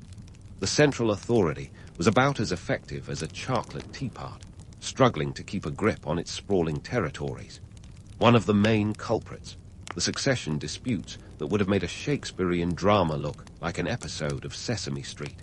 As the empire expanded, so did the number of ambitious heirs eyeing the throne, leading to infighting that weakened the central government. Instead of a united front, the empire was starting to resemble a patchwork quilt of semi-autonomous regions, each with its own agenda. It's the age-old story. Too many cooks spoil the broth, especially when those cooks are armed and prone to betrayal. Economically, the Kushans were also hitting a rough patch. Their golden era of prosperity was wobbling like a tightrope walker in a windstorm. The Silk Road, once the empire's cash cow, was becoming less reliable as trade routes shifted. New maritime routes were emerging, making the long and perilous overland journey less appealing. This wasn't just a minor inconvenience. It was like discovering your prized investment was actually a Ponzi scheme. The revenue streams that had once filled their coffers were drying up, leaving them scrambling to adapt. Moreover, inflation reared its ugly head. The Kushans had minted coins to fund their expansion and cultural projects, but like a teenager with a shiny new credit card, they'd perhaps gone a bit overboard. The result? devaluation of their currency, which in turn destabilized the economy. It was a classic case of living beyond one's means, and now the bill had come due. As if internal troubles weren't enough, Kushans also faced external pressures that would make the toughest empire break into a sweat. The arrival of the Sasanian Empire from the west was a seismic shift that would have registered on any ancient Richter scale. These newcomers were like the new kids on the block, eager to prove themselves by muscling in on the Kushan territories. By the mid-3rd century, the Sasanians had pushed the Kushans out of their western provinces, delivering a gut punch to their territorial integrity. Meanwhile, the Gupta Empire was rising in the east like a particularly ambitious sunrise. The Guptas were no slouches, and their expansion into northern India further squeezed the Kushans, who were now feeling like the rope in a particularly intense tug-of-war. The combined pressure from these emerging powers was akin to a vice grip, leaving the Kushans with little room to maneuver. Yet, let's not forget the romance of it all. The myth of the Kushans as invincible conquerors persisted long after the dust had settled on their empire. Stories of their great kings and cultural achievements continued to captivate imaginations, a testament to the enduring allure of a grand narrative, even if the reality was far more nuanced. It's a reminder that history is often written by the survivors, but the legends are crafted by those who know how to spin a good yarn. So what did the Kushans leave behind as their empire faded into the historical ether? For starters, a legacy of cultural synthesis that would influence Central Asian art, religion, and trade for centuries to come. Their embrace of Buddhism helped spread the religion far and wide, leaving a spiritual imprint that extended beyond their political borders. The artistic styles developed under the Kushans, particularly the Greco-Buddhist sculptures, would go on to inspire countless works across Asia, a testament to the enduring power of cultural fusion. Economically, their role as middlemen on the Silk Road laid the groundwork for future trade networks. They were the original brokers, facilitating exchanges that connected distant cultures and economies. Even as their own empire crumbled, the pathways they helped forge would continue to thrive, a testament to the indelible impact of commerce on human history. In the end, the story of the Kushan Empire is a reminder of the impermanence of power and the fragility of human endeavor. It's a tale as old as time, where ambition meets reality, and the only constant is change. As the Kushans discovered, even the mightiest empires can become footnotes in the annals of history, overshadowed by the relentless march of time. But their legacy endures, a complex tapestry woven from threads of ambition, culture, and the unyielding human spirit. And if there's one thing we've learned from the Kushans, it's that history isn't just about the rise and fall of empires. It's about the stories we tell and the lessons we learn along the way. In the bustling streets of late 15th century Saxony, you might have caught a glimpse of young Frederick the Wise, a man who would become one of the most influential figures of the Reformation era. Born in 1463, Frederick wasn't just another aristocrat with a fancy title. He was the Elector of Saxony, a role that put him in the power corridors of the Holy Roman Empire. But let's not kid ourselves. Being an elector wasn't all glamour and prestige. It was more like juggling swords while riding a unicycle, and Frederick, well, he was performing in the big league. Frederick's rise wasn't handed to him on a silver platter. His father, Ernest, Duke of Saxony, made sure his son was prepped for the political rodeo. Ernest, a man of many hats, likely ensured Frederick was well versed in the medieval arts of diplomacy and warfare, the medieval equivalent of a double major in political science and military strategy. By the time Frederick stepped up as elector in 1486, he was ready to wield power like a maestro conducting a symphony of chaos. Now, if you were to peek into Frederick's brain, you'd find a curious blend of pragmatism and Renaissance flair. This was a man who knew his way around a ledger, and Saxony's coffers were his playground. He wasn't just balancing checkbooks, he was orchestrating the economic lifeblood of his realm. Under Frederick's watchful eye, Saxony flourished financially. He cleverly navigated the complexities of trade, taxes, and territorial disputes, ensuring his territory was a prosperous hub in a Europe on the cusp of unprecedented change. Speaking of change, Frederick had a penchant for the Renaissance, its art, its ideas, its rebellious spirit. He was an early adopter, a medieval hipster of sorts who recognized the winds of change long before they became a tempest. This wasn't just about bringing pretty paintings and statues into his court. It was about investing in the intellectual currency of the future. Frederick was like that one friend who's always ahead of the curve. The guy who was streaming music before Spotify was even a twinkle in some techie's eye. But let's not forget Frederick's rather peculiar hobby, his love for relics. He amassed over 19,000 of these spiritual souvenirs, a collection worthy of hoarder status. It was as if he was trying to win the medieval version of a Guinness World Record for the most saintly knickknacks. And while we're tempted to mark his spiritual hoarding habit, we must acknowledge its strategic brilliance. These relics weren't just dusty old bones and pieces of cloth. They were political gold. Pilgrims flocked to Saxony, and with them came a flood of economic activity. It was faith tourism before it was cool. Frederick's quirky relic obsession wasn't just about collecting sacred teachings. It was a shrewd maneuver in the chess game of holy politics, in a world where religion and power were as intertwined as vines on a trellis. Owning a hefty stash of holy relics gave Frederick a spiritual edge. It was like having a divine endorsement in his pocket, a reminder to potential adversaries that he had the saints on speed dial. As you can see, Frederick the Wise was a man of many layers, each more fascinating than the last. His early life and rise to power were marked by a blend of shrewd political maneuvering, economic acumen, and a healthy dose of Renaissance curiosity. By the time he crossed paths with Martin Luther, he was more than equipped to protect the renegade monk from the fiery wrath of the church. But we're getting ahead of ourselves here. For now, let's savor the portrait of Frederick as a man who was equal parts pragmatist and pioneer, a relic-loving, Renaissance-embracing maestro of Saxony's fortunes, steering his realm into the future with a steady hand and a mind as sharp as a Saxon sword. So there we have Frederick, the maestro of Saxony, who's about to stumble into the historical equivalent of a rock concert. Enter the stage Martin Luther, a monk with a knack for shaking things up. In 1517, Luther kicks off what would become the Protestant Reformation by nailing his 95 Theses to the door of the Wittenberg Castle Church. It's like Luther just posted the medieval version of a viral tweet, and everyone is suddenly paying attention. Now, Frederick the Wise wasn't exactly looking for a new role as a religious bodyguard. But when Luther's Theses started spreading faster than gossip in a small town, Frederick saw an opportunity. Without ever meeting Luther face to face, he decided to shield the fiery monk. Why? Because Frederick was a man who understood the winds of change, and he wasn't about to let the Catholic Church, or its emperor allies, dictate the future of Saxony.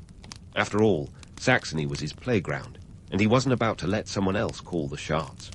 Frederick's decision to protect Luther was as much about power and politics as it was about faith. He knew that backing Luther could bolster his own influence, both politically and economically. You see, religion in the 16th century wasn't just about saving souls. It was a potent mix of power, money, and politics. By standing behind Luther, Frederick was essentially playing chess, while the rest of Europe was still figuring out checkers. Fast forward to 1521, and things are heating up. The Diet of Worms, no, not a medieval cooking contest, but a formal assembly, has summoned Luther to defend his writings. The stakes are sky high. If Luther is condemned, Frederick's support could backfire spectacularly. But Frederick, ever the strategist, has a trick up his sleeve. When Luther returns from the Diet, Frederick orchestrates a little kidnapping with the subtlety of a James Bond operation. Luther is whisked away to Wartburg Castle, where he can lay low and translate the New Testament into German. It's like a medieval witness protection program, only with more parchment and fewer sunglasses. And let's talk about Wartburg Castle for a moment. Perched high above the town of Eisenach, it's the perfect hideout for Luther. Here, he can work in peace while Frederick plays the long game, carefully maneuvering the political landscape. Frederick's gambit is risky, but he knows that Saxony's future and his own legacy hinge on the outcome. Frederick's protection of Luther had more layers than an onion. On one level, it was about preserving the Reformation movement that Luther had ignited. On another, it was a masterclass in political survival. Frederick had to balance his support for Luther with the need to maintain his standing within the Holy Roman Empire. It was a juggling act that required all the dexterity of a circus performer. In protecting Luther, Frederick was also safeguarding his own power base. By aligning himself with reformative ideas, he attracted scholars, thinkers, and economic activity to Saxony. It was a calculated risk, but one that paid off in spades. The Reformation was more than just a religious movement. It was an intellectual and economic revolution, and Frederick was at its epicenter. But let's not sugarcoat it. Frederick's actions were not purely altruistic. While he might have been a patron of the arts and a collector of relics, he was also a shrewd operator who knew how to play the political game. The romantic notion of Frederick as a benevolent protector is appealing, sure, but it glosses over the hard-nosed realities of 16th century politics. It was a world where alliances could shift as quickly as the tides, and Frederick was a master navigator. Despite never meeting Luther, Frederick's influence on the Reformation cannot be overstated. He provided the breathing room Luther needed to develop his ideas and push the movement forward. Without Frederick's intervention, Luther might have ended up a historical footnote, another casualty of the Church's wrath. Instead, Frederick's strategic moves ensured that Luther's ideas spread like wildfire, changing the religious landscape of Europe forever. As you mull over Frederick's role in this historical drama, it's clear that he was more than just a passive guardian of Luther. He was an architect of change, a conductor of chaos, skillfully orchestrating the events that would reshape the world. And while his motivations were complex, his impact was undeniable. Frederick the Wise, indeed. So, Frederick's deft orchestration of chaos wasn't just a masterclass in political chess. It was also a high-wire act over a pit of medieval vipers. With Luther safely ensconced at Wartburg Castle, Frederick could focus on the intricate dance he was performing with the Catholic Church and the Holy Roman Empire. Now, you might think a devout Catholic like Frederick would be as comfortable with Luther's heretical ideas as a cat in a bath. But Frederick wasn't your run-of-the-mill believer. He saw the religious upheaval as a chance to tip the political scales in his favor. Let's dive into the messy reality of Frederick's complex relationship with the Catholic Church. Picture this. The Holy Roman Empire was a sprawling patchwork of territories, each ruled by leaders with ambitions as varied as their coat of arms. Frederick, ever the astute player, understood that his power as an elector was both a blessing and a curse. On one hand, it gave him a seat at the emperor's table. On the other, it meant he had to navigate the treacherous waters of imperial politics, where alliances shifted faster than a chameleon's colors. Despite his Catholic faith, Frederick had no illusions about the Church's political machinations. The papal court was a hotbed of intrigue, where spiritual authority often took a backseat to earthly power plays. Frederick's support for Luther wasn't about theological agreement. It was about leveraging the Reformation to strengthen his own position. By aligning with Luther, he could challenge the emperor's authority and assert Saxony's independence in the tangled hierarchy of the Holy Roman Empire. Now, let's talk numbers. The Holy Roman Empire was a labyrinthine entity, comprising roughly 800 semi-autonomous territories, each with its own agenda. Frederick's Saxony was just one piece of this intricate puzzle, but it was a piece he intended to play to his advantage. The Emperor, Charles V, ruled over this vast empire like a medieval CEO, juggling the interests of German princes, Spanish territories, and the ever-watchful Vatican. Frederick's maneuvering in this context was nothing short of political artistry, deft balancing act between his loyalty to the empire and his need to protect Saxony's autonomy. Enter the Schmalkaldic League, a defensive alliance formed in 1531 by Protestant territories who had their fill of Catholic-imposed constraints. Picture it as a medieval NATO, but with more theology and less bureaucracy. Frederick's role in the League was a testament to his political acumen. Although he passed away before its formal establishment, his support laid the groundwork for the alliances that followed. The League was a bold statement of defiance against the Catholic Church, a way for Protestant territories to stand united against imperial pressures. Frederick's involvement with the Schmalkaldic League illustrates his ability to balance religious conviction with political necessity. While his heart might have rested with the Catholic faith, his mind was firmly fixed on the shifting tides of power. By supporting the League, Frederick wasn't just taking a stand against imperial overreach. He was ensuring that Saxony would remain a formidable player in the political landscape. But let's not romanticize Frederick's role in this Protestant coalition. His support for the Schmalkaldic League was less about religious solidarity and more about political pragmatism. By aligning with Protestant territories, Frederick could counterbalance the emperor's influence and strengthen Saxony's bargaining power. It was a calculated move, one that reflected his deep understanding of the political chessboard. Frederick's alliance building was a masterclass in political survival. It was like playing a game of Risk with real-world consequences, where every move had to be meticulously planned and expertly executed. He knew that religious reform was reshaping Europe, and he was determined to be on the winning side of history. The Schmalkaldic League gave him a platform to challenge imperial authority while safeguarding Saxony's interests. And let's not forget the economic dimension of Frederick's political maneuvering. The Reformation wasn't just a theological revolution, it was an economic one too. By backing Luther and the Protestant cause, Frederick opened the floodgates to new economic opportunities. Protestant territories were hubs of trade and innovation, and Saxony was poised to capitalize on this prosperity. Frederick's support for the Schmalkaldic League wasn't just about religious freedom. It was about securing Saxony's economic future in an ever-changing Europe. In the end, Frederick's relationship with the Catholic Church and the Holy Roman Empire was a delicate dance of diplomacy and defiance. He was a man who understood that power was as much about perception as it was about reality. By supporting Luther and the Schmalkaldic League, Frederick wasn't just shaping the religious landscape. He was redefining the very nature of political power in the 16th century. So, as we untangle the threads of Frederick's political tapestry, let's remember that he was more than just a protector of Luther. He was a visionary who saw the Reformation as a catalyst for change, a leader who skillfully navigated the murky waters of imperial politics to ensure Saxony's place in the sun. Frederick the Wise, indeed, was a maestro of political chess, playing a game that would shape the course of history in ways he could scarcely have imagined. As Frederick the Wise continued his high-stakes game of political chess, he was acutely aware that the board was constantly shifting beneath his feet. The Reformation, its whirlwind of religious and political upheaval, had transformed the Holy Roman Empire into a pressure cooker of competing interests. In this volatile environment, Frederick's role as a master strategist became even more pronounced, as he deftly navigated the treacherous waters of imperial politics while keeping an eye on Saxony's bottom line. Frederick wasn't just a passive observer of the Reformation. He was an active participant in reshaping Saxony's future. His economic policies were as innovative as they were strategic, ensuring that Saxony remained a vibrant hub of trade and commerce.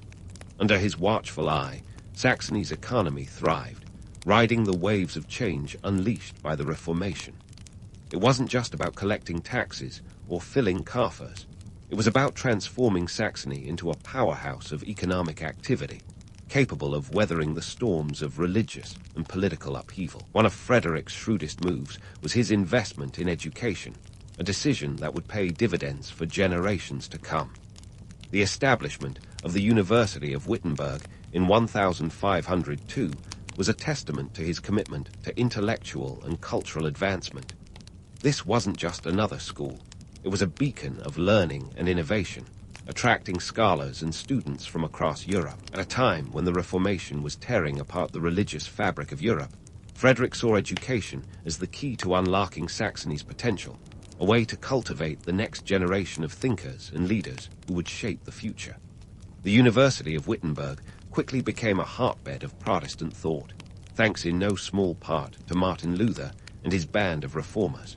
But let's not romanticize this as a purely noble endeavor. Frederick was no fool. He understood that by aligning with the burgeoning Protestant movement, he could position Saxony as a center of intellectual and religious innovation. This was a calculated move, one that reflected his deep understanding of the power of ideas to shape political and economic realities. In the midst of this intellectual renaissance, Saxony's economy experienced a transformation that would make any modern-day economist envious. The Reformation opened up new avenues for trade and commerce, as Protestant territories began to collaborate and exchange goods and ideas at an unprecedented rate. Frederick's support for Luther and the Reformation wasn't just about religious conviction. It was a savvy economic strategy that positioned Saxony at the heart of a rapidly changing Europe. But let's not get carried away with the romance of Frederick's economic genius. The reality was that the Reformation brought with it significant challenges, including social unrest and the threat of war. The Holy Roman Empire was a tinderbox, and Frederick's support for the Protestant cause made Saxony a target for imperial retribution. Yet, ever the pragmatist, Frederick managed to keep Saxony afloat amidst the chaos, balancing diplomacy and defense with the finesse of a tightrope walker. As the Reformation gained momentum, Frederick's economic policies reflected the shifting landscape. He understood that the key to Saxony's prosperity lay in fostering innovation and entrepreneurship. Under his leadership, Saxony became a magnet for skilled craftsmen and traders, who brought with them new ideas and technologies that fueled economic growth.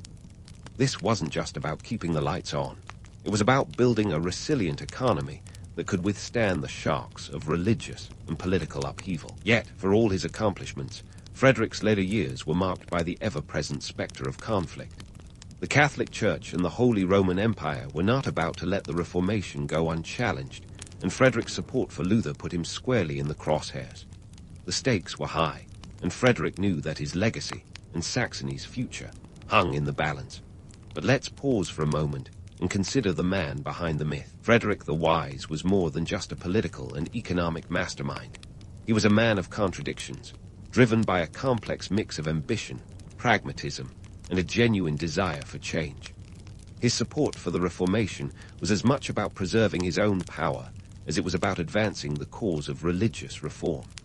In the end, Frederick was a product of his time, a leader who understood that power was as much about perception as it was about reality. As Frederick's health began to decline, he faced the inevitable question of succession. His death in 1525 marked the end of an era, but his legacy lived on through the institutions he built and the reforms he championed. The University of Wittenberg, in particular, stood as a testament to his vision, a lasting symbol of his commitment to education and innovation. In the grand tapestry of history, Frederick the Wise emerges as a complex and fascinating figure, a man who skillfully navigated the turbulent waters of the Reformation while laying the groundwork for Saxony's future prosperity. His later years were a masterclass in political chess, a high-wire act that balanced ambition and pragmatism with the deftness of a maestro. As we look back on Frederick's life and achievements, it's tempting to view him through the lens of myth and legend, but the reality is far more nuanced, a tale of a leader who understood the power of ideas to shape the world and who used that knowledge to secure his place in history. Frederick the Wise, indeed, was a man of vision and foresight, a true architect of change in a world on the brink of transformation. So, where does Frederick the Wise stand in the grand scheme of history after all this melodrama and maneuvering? Well, it's not just another face on the dusty pages of textbooks, but a linchpin in the seismic shift that was the Reformation. Frederick's legacy is like a rich tapestry, each thread representing his strategic brilliance, a touch of whimsy, and a whole lot of pragmatism. Let's untangle this tapestry a bit. Frederick's role in the Reformation wasn't simply that of a starry-eyed idealist with a passion for change. No, he was more like the impresario of a grand opera, where faith, economics, and politics were the instruments in his orchestra.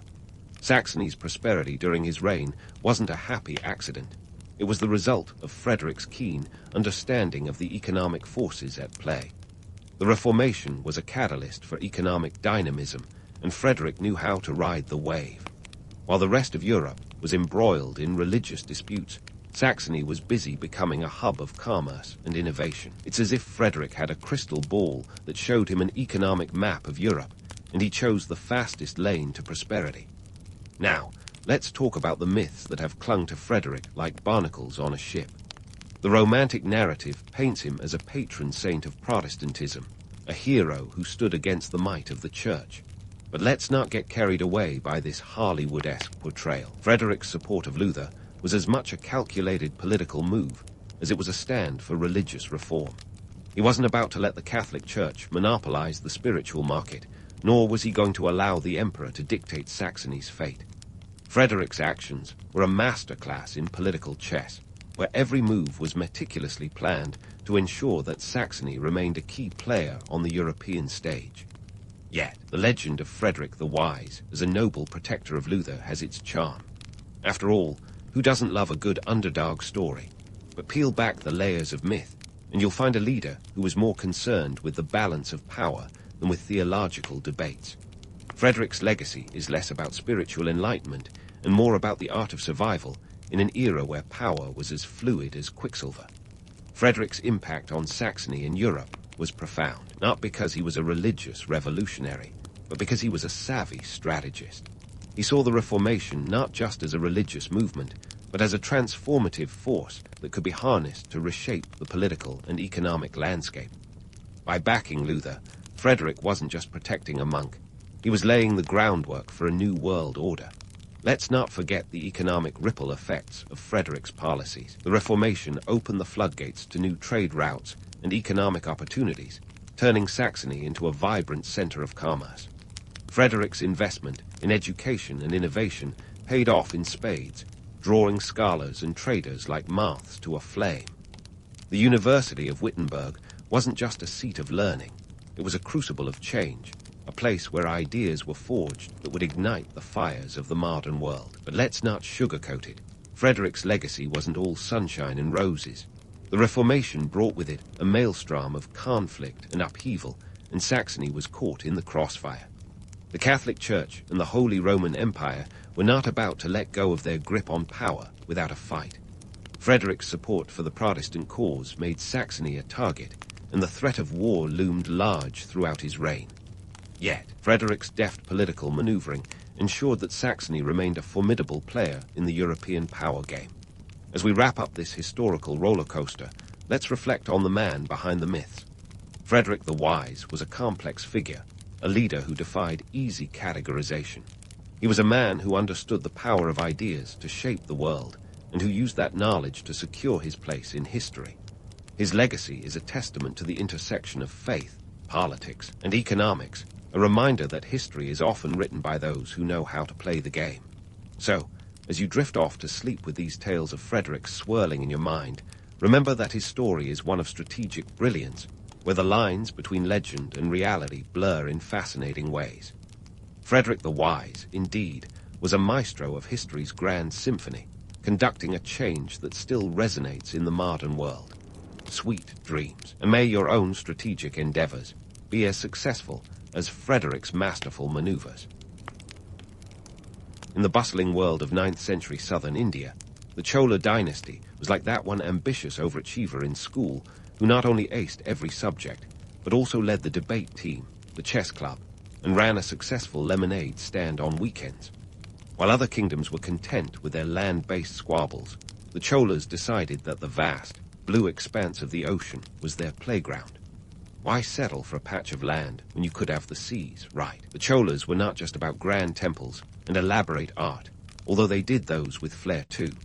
No, these guys were early adopters of the go big or go home philosophy, especially when it came to their navy. By the late 9th century, they had built a maritime force that was the envy of the subcontinent. The Chola navy wasn't just a couple of boats tied together with ropes. It was a well-oiled machine that could rival any seafaring nation of the time. Think of them as the Elon Musk of medieval India, but with more water and less space. Now, let's talk numbers, because what's a good maritime power without some solid stats to back it up? The Chola fleet wasn't a small fry operation. It was said to comprise hundreds of ships, each capable of carrying a significant number of soldiers and supplies. This wasn't just a floating armada, it was a floating city. And these ships weren't just for show. They were the backbone of Chola conquests across the Bay of Bengal and beyond. But how did the Cholas fund this naval extravaganza? It wasn't just a matter of some spare change found under the royal couch cushions. The Cholas were astute administrators and knew that a strong economy was essential to support their ambitious naval campaigns. They developed an intricate system of administration that included efficient tax collection and land revenue systems, ensuring that their coffers were always full. It's like they had their own version of a medieval Kickstarter campaign, except it was less about potato salad and more about world domination. Speaking of world domination, The Chola conquests were nothing short of impressive. They weren't just flexing their muscles for the sake of it. There was a method to their maritime madness. Their expeditions reached as far as Sri Lanka, the Maldives, and even the Southeast Asian regions like Sumatra and Java. In 1025, Rajendra Chola I, the son of Rajaraja Chola I, led a successful naval campaign to the Srivijaya Empire, which was a crucial maritime trading hub. This was no small feat. It was like taking your high school band to win a Grammy. The Chola Navy wasn't just about conquering territories. It was also about controlling trade routes, which were the lifeblood of any kingdom's economy. By dominating the seas, the Cholas ensured that they had a steady flow of wealth from trade. This strategic control over maritime trade routes allowed them to exert influence over their neighbors and competitors, making them a formidable power in regional politics. It was like having the world's best Wi-Fi in a time when everyone else was still on dial-up. Now, before we get too swept away by the romantic notion of fearless sailors and epic sea battles, let's ground ourselves with some realities. Building and maintaining such a fleet was no small task. The costs involved in constructing ships, training sailors, and supplying the fleet were astronomical. It required not only financial resources, but also a steady supply of skilled labor and materials. The Cholas had to ensure that their shipyards were constantly humming with activity, producing vessels that could withstand the rigors of long voyages and combat.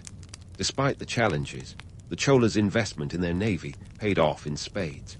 Their maritime prowess allowed them to project their power far beyond the Indian subcontinent, establishing them as one of the preeminent naval powers of their time. But here's the kicker. While the Cholas were busy conquering the seas and establishing trade routes, they also managed to keep their domestic front secure and prosperous. Talk about juggling acts. So, what does all this mean in the grand scheme of things? Well, the Chola dynasty's rise to maritime supremacy wasn't just about ships and conquests. It was a testament to their strategic vision, administrative acumen, and economic foresight. They understood that to be a great power, one had to think beyond borders, literally and figuratively. In a world where most were content with their terrestrial kingdoms, the Cholas dared to dream of an empire built on the waves. And in doing so, they left an indelible mark on history, reminding us that sometimes the biggest adventures lie just beyond the shore. Now, while the Cholas were busy playing Neptune with their maritime empire, they were also leaving their mark on dry land in a way that would make even the Pharaohs a tad envious. Enter the architectural wonders of the Chola period. Grand temples that weren't just about spiritual enlightenment, but were bustling centers of economy and culture. Think of these temples as the ancient equivalent of a modern city's downtown, but with more deities and fewer coffee shops. First on our list of marvels is the Brihadiswara Temple in Thanjavur, a monument to both divine devotion and human ingenuity. Built by Rajaraja Chola I in the early 11th century, this UNESCO World Heritage Site is not just a pretty face. It's made of granite, and here's where it gets interesting. There's no granite within a 50-mile radius of Thanjavur. This means somebody had the bright idea of transporting massive stone blocks across miles of land. And they did this without the benefit of cranes or modern machinery. Just imagine the logistics involved in moving a 130,000-ton temple tower without so much as a forklift. Talk about heavy lifting.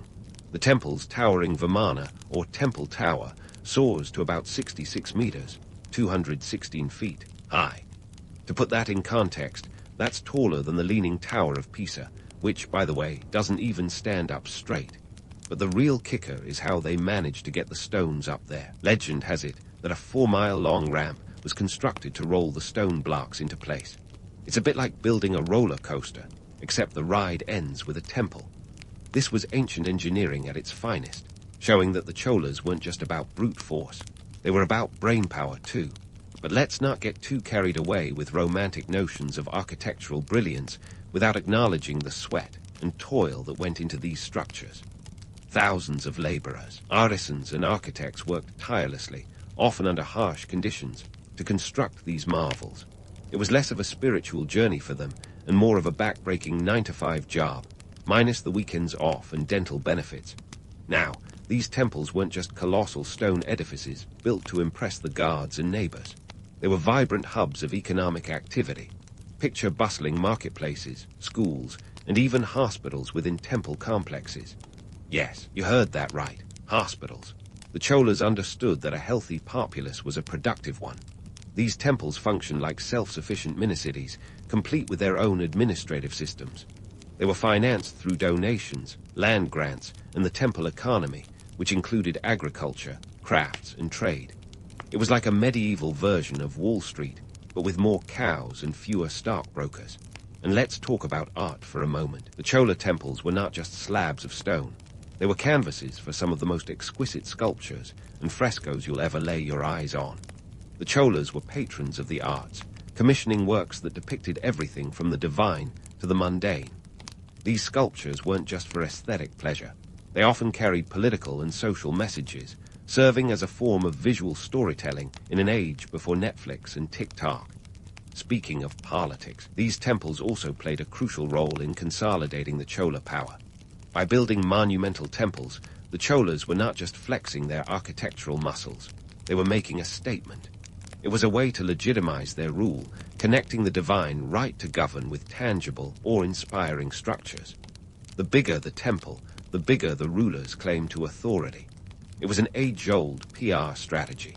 Impress the masses, and they might just overlook the occasional tax hike or military draft. But here's a myth-busting nugget for you. While the temples were indeed spiritual centers, they weren't solely places of piety. These were bustling places of commerce and social interaction. Pilgrims brought wealth, traders set up stalls, and artisans showcased their crafts. The spiritual and the secular coexisted in a symbiotic relationship that fueled the economy and enriched the culture. So, what's the takeaway from all this? Well, the Cholas weren't just temple builders. They were master strategists, blending faith, politics, and economy into a seamless tapestry that sustained their empire.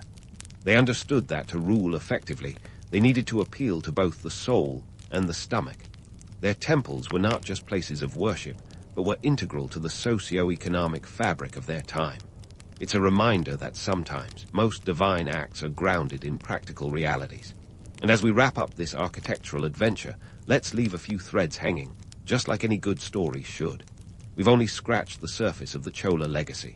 There's more to explore, from their artistic innovations to their administrative genius. So buckle up, because the journey through the Chola dynasty is far from over.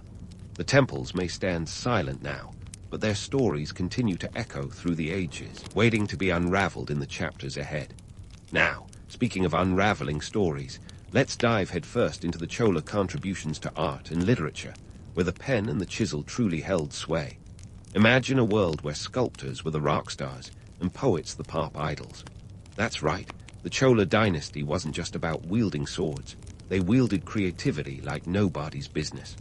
Let's kick things off with the bronze sculptures, shall we? If you've ever seen a Chola bronze, you know why art collectors might be tempted to sell their souls for one. We're talking about statues so detailed and expressive that they could almost wink at you. The Cholas perfected the lost wax method, a technique that was anything but simple. First, an intricate wax model was crafted, then covered in clay to form a mold. Once the wax was melted away, molten metal was poured in, and voila, a masterpiece was born. It sounds straightforward, but trust me, it's trickier than trying to assemble IKEA furniture without the manual. Now, let's talk numbers because we love numbers, don't we? Creating a single statue could take months and required a village of artisans, each specializing in different aspects, from crafting the initial wax model to the final polishing of the bronze. And here's a kicker. The bronze itself wasn't cheap. We're talking about a metal that was the equivalent of modern-day gold. So, producing these sculptures was an investment worth more than a few piggy banks. And what were these sculptures for, you ask? They weren't just sitting around collecting dust. These pieces were often used in temples, processions, and even as diplomatic gifts. They were the ancient equivalent of a Renaissance painting, a symbol of power, wealth, and artistic taste. They told stories, not just of gods and goddesses, but of the society that made them. They celebrated the divine, but also spoke volumes about the earthly ambitions of their creators. Now, let's pivot to the poetic landscape, where Tamil literature flourished like a garden in full bloom. The Cholas were patrons of Tamil poetry. a testament to their love for the arts and their desire to immortalize their legacy in verse form. We're talking about epic poems that were the medieval equivalent of a blockbuster film, full of drama, romance, and intrigue. These weren't just bedtime stories. They were cultural commentaries, political manifestos, and philosophical musings rolled into one. One of the most notable works from this era is the Paralle, a hagiographic epic composed by Sekeja. This wasn't just a collection of saintly tales. It was a 12th century magnum opus that chronicled the lives of 63 Nayanas, the poet saints of Shaivism. And here's a little trivia nugget for you. This work was commissioned by Rajaraja Chola Roman II, who knew the power of a good narrative in shaping the cultural identity of his reign. But let's not romanticize the life of a poet too much. While the tales they spun were enchanting, the reality was often less so. Writing was a laborious task in an era before spell check and backspace keys. Manuscripts were painstakingly copied by hand, a task that took not just skill, but also an immense amount of patience. And let's not forget the economic angle. Patronage was crucial. Without the support of wealthy benefactors, many poets would have found themselves as anonymous as a ghostwriter at a celebrity memoir signing. So why did all this artistic endeavor matter? Beyond their aesthetic appeal, these works were cultural currency. They were the glue holding the social fabric together, providing a shared narrative and a sense of identity for the Chola populace. Art and literature weren't just about beauty. They were about power and influence. They could sway public opinion, legitimize rule, and even serve as soft diplomacy tools in dealings with other kingdoms. And let's not forget the labor behind these achievements. Just as with the temples, the creation of art and literature required a network of skilled individuals. From the miners extracting the metals to the scribes copying manuscripts, it was a collective effort. It wasn't just about the lone genius toiling away in isolation, but about teams of artisans and workers whose stories often remain untold. In conclusion, if there's one thing to take away from the Cholas' artistic legacy, it's this. Their art and literature were not mere ornaments of their time, but essential components of their socio-political strategy. They understood that culture was as much a weapon of power as any sword or ship. And in doing so, they crafted a legacy that endures, one bronze statue and poetic verse at a time. So, as we wrap up this exploration of Chola art and literature, let's keep our eyes peeled for the next chapter of their saga, because the Cholas still have a few tricks up their sleeves, and trust me, you won't want to miss what's coming next. Stay tuned, because this historical ride is far from over. But hold your horses. Before we gallop into the world of Chola administration, let's ease into it by connecting the dots between their artistic prowess and bureaucratic brilliance. You see, the Cholas weren't just artisans and poets. They were also organizational wizards, the kind of folks who'd make even the most seasoned project manager break out in a sweat. Imagine running an empire without Excel spreadsheets, QuickBooks, or even a trusty abacus. Yet the Cholas did it, and did it well.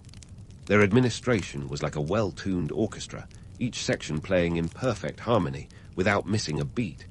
Let's start with the revenue system, the lifeblood of any empire worth its salt. The Cholas had a knack for squeezing every drop of potential out of their resources without turning into tyrants.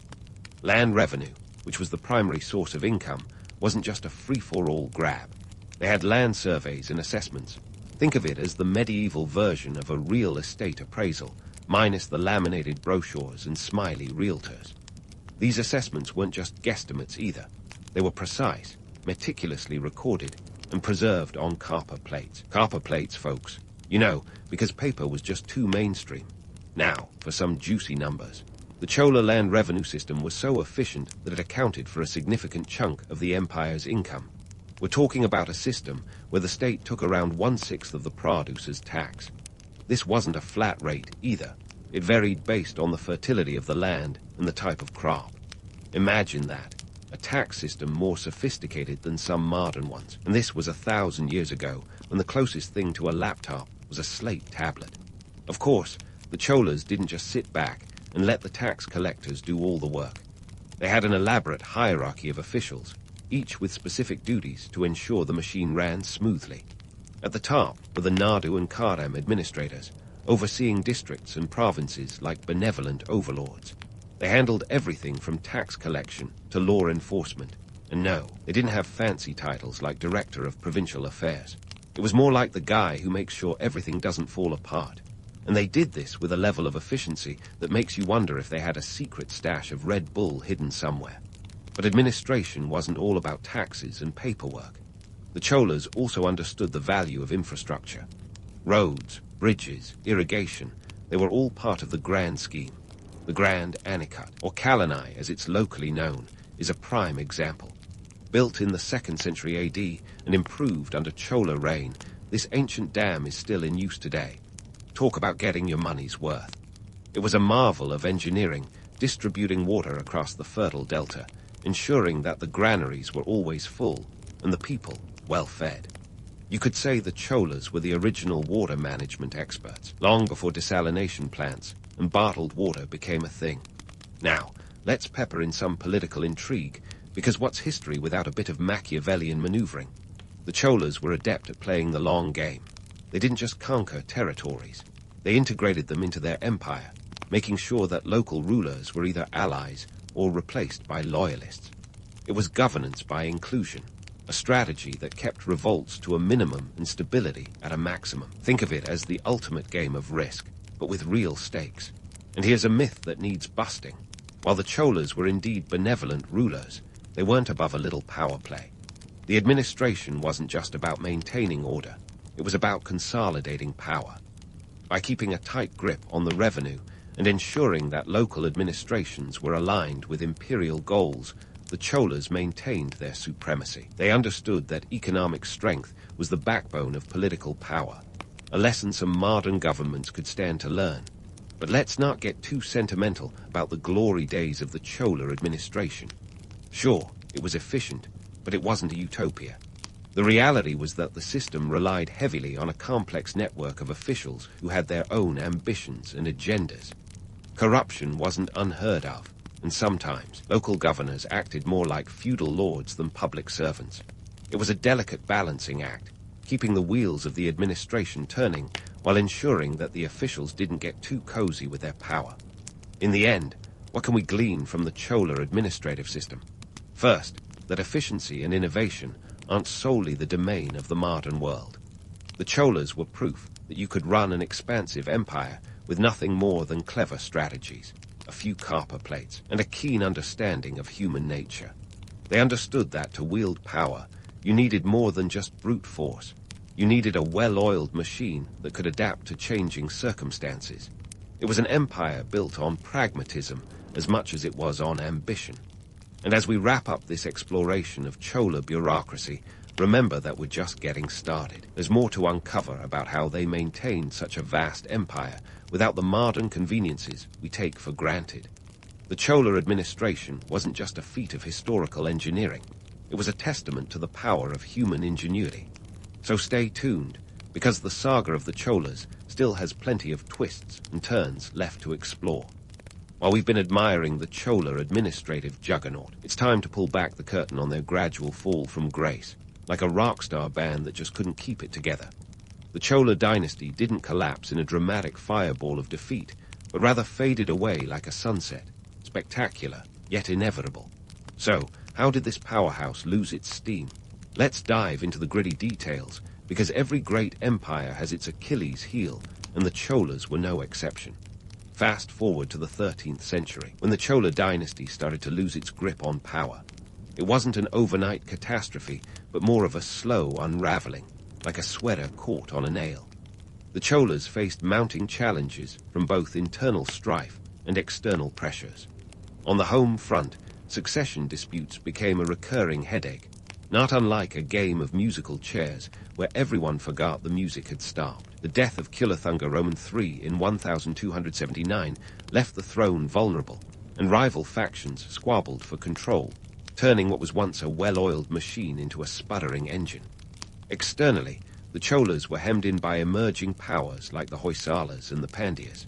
These guys weren't just knocking at the door, they were trying to kick it down. The Pandyas, in particular, were the Cholas' old frenemies, and their resurgence in the 13th century was like a bad sequel that nobody asked for but everyone got anyway. The Battle of Karpem in 1054 had already shown cracks in the Chola armor, and by the time the 13th century rolled around, the Pandyas capitalized on this vulnerability, reclaiming territories once under Chola dominance. But let's not just blame the neighbors. The Chola economy, which had once flowed like a river, started to dry up. The maritime trade routes that had been their cash cow were now being contested by burgeoning Southeast Asian kingdoms. Imagine having your Netflix account hacked, and suddenly all your favorite shows are gone. That's what losing control of the trade routes felt like. The Chola's naval prowess, once the stuff of legends, was now a shadow of its former self. Maintaining a powerful navy was expensive, and without the same level of trade revenue, the Chola's coffers began to echo a bit too loudly for comfort. Here's a myth-busting nugget. The decline of the Cholas wasn't just due to external invasions or internal palace drama. It was also about changing economic tides. The rise of new trade powers in Southeast Asia shifted the economic center of gravity away from the Bay of Bengal, and with it, the Cholas' influence waned.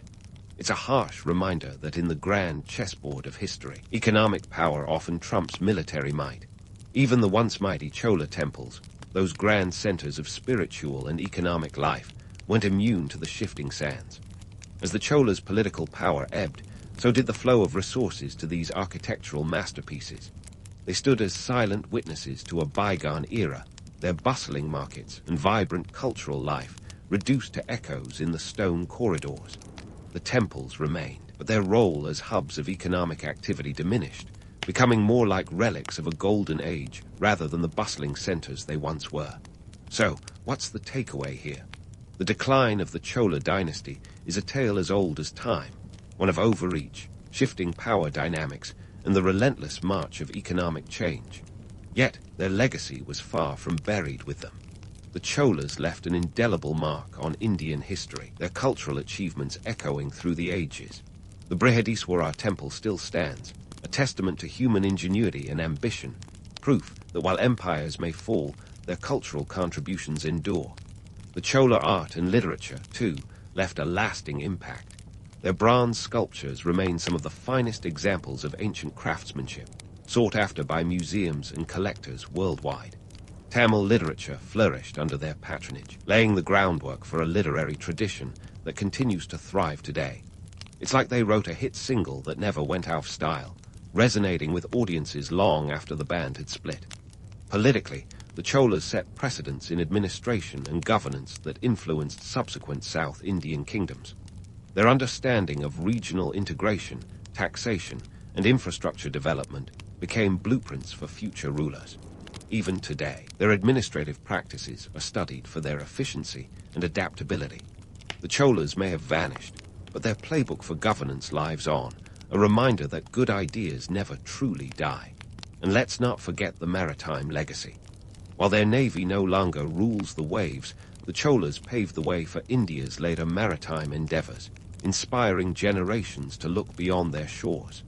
They were trailblazers, showing that the ocean wasn't a barrier, but a bridge to greater opportunities. It's a lesson in ambition and vision, encouraging us to dream big and sail far.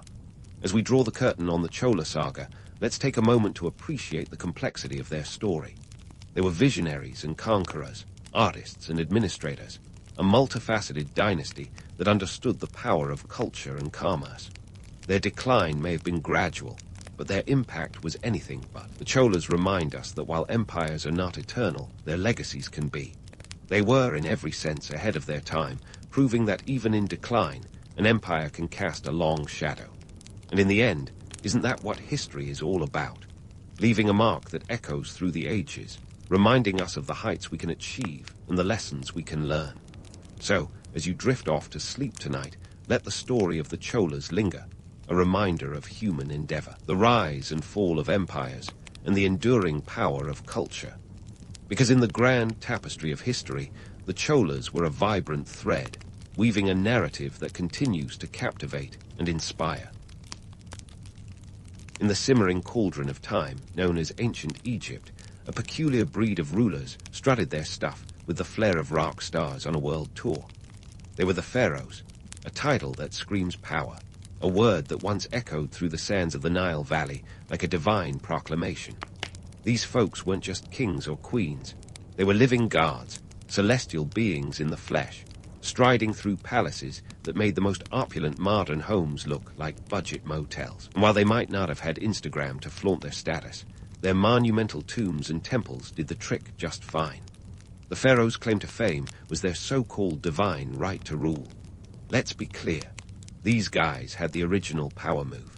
In a world where most people were busy trying not to get eaten by crocodiles or swallowed by desert sands, the Pharaohs had convinced everyone they were the earthly embodiment of Horus, the falcon-headed god who could fly over both the mundane and the divine. This wasn't just about divine favor, it was about divine identity. We're talking about a level of self-branding that would make today's influencers green with envy. Now, let's backtrack to around 3100 BCE, when the first bigwig pharaoh, Narmer, decided it was time to unite Upper and Lower Egypt. Picture a man wielding a mace, not just for smashing skulls, but for smashing political barriers. Narmer was the Steve Jobs of his time, merging two realms into one seamless empire, which he apparently thought was a good enough reason to wear a crown that looked like a bowling pin. Fashion critiques aside, his military and political savvy set the stage for over 3 millennia of pharaonic rule. For a bit of spatial orientation, the geography of Egypt is as much a character in its history as the pharaohs themselves. The Nile River, imagine a 100-mile-long lifeline, acts as Egypt's aorta, pumping fertility into its lands with the kind of reliability that would make a Swiss watchmaker blush. Without this majestic waterway, the sprawling deserts of Egypt would have been as inviting as a cactus-filled living room. But thanks to the Nile's predictable flooding, Egypt became a breadbasket of the ancient world, a veritable Eden that made even the Greeks drool with envy. But before we get too misty-eyed about the glories of Egypt, let's remember that beneath the golden allure of pharaohs and pyramids, life for the average Egyptian was more about grit than glamour. While the Nile provided, it also demanded. Farming was a back-breaking endeavor, and the taxes weren't exactly light. Those stunning temples, built with the sweat and toil of countless laborers who probably didn't get hazard pay for dealing with crocodiles on their morning commute. And let's not forget the early dynasties. These were the days when the pharaohs were still working out the kinks in their guard king SH-stick. We're talking about the first dynasty, a time when pharaohs like Narmer were setting up shop in Memphis, the ancient capital strategically perched at the apex of the Nile Delta. It was a city as bustling as it was pivotal, a place where the pharaohs could keep an eye on both the northern and southern parts of their kingdom, and perhaps more importantly, a place secure enough to stash their hoards of gold and papyrus. As we explore the power of the pharaohs, it's crucial to shift our gaze occasionally from the glittering crown to the feet clad in sandals, walking the dusty paths beside the Nile. Here, pharaohs were not just rulers but symbols, a living law, the ultimate authority on earth who could command armies, build monuments, and decide matters of life and death with a single decree. This wasn't just about sitting on a throne and looking majestic. It was about maintaining mad, the cosmic balance of the universe, a task that involved a whole lot of paperwork, diplomacy, and occasionally a bit of old-fashioned smiting. So, as we begin this historical escapade through the sands of time, keep in mind that the pharaohs were as much human as they were divine. They had ambitions, desires, and insecurities, just like the rest of us. But unlike most of us, they had an entire nation believing in their celestial mandate, which they wielded with a mix of wisdom, bravado, and when necessary, overwhelming force. Indeed, the pharaohs were the original power players, and their story is one of the most fascinating chapters in the epic saga of human civilization. As we dive deeper into the world of the pharaohs, let's put aside those visions of grand pyramids gleaming under the Egyptian sun, because running an ancient empire wasn't all about building giant triangles. Nope, the real secret source behind Egypt's longevity was agriculture. Picture this, a society built on the backs of barley and emmer wheat. The Nile didn't just irrigate fields, it irrigated an entire civilization.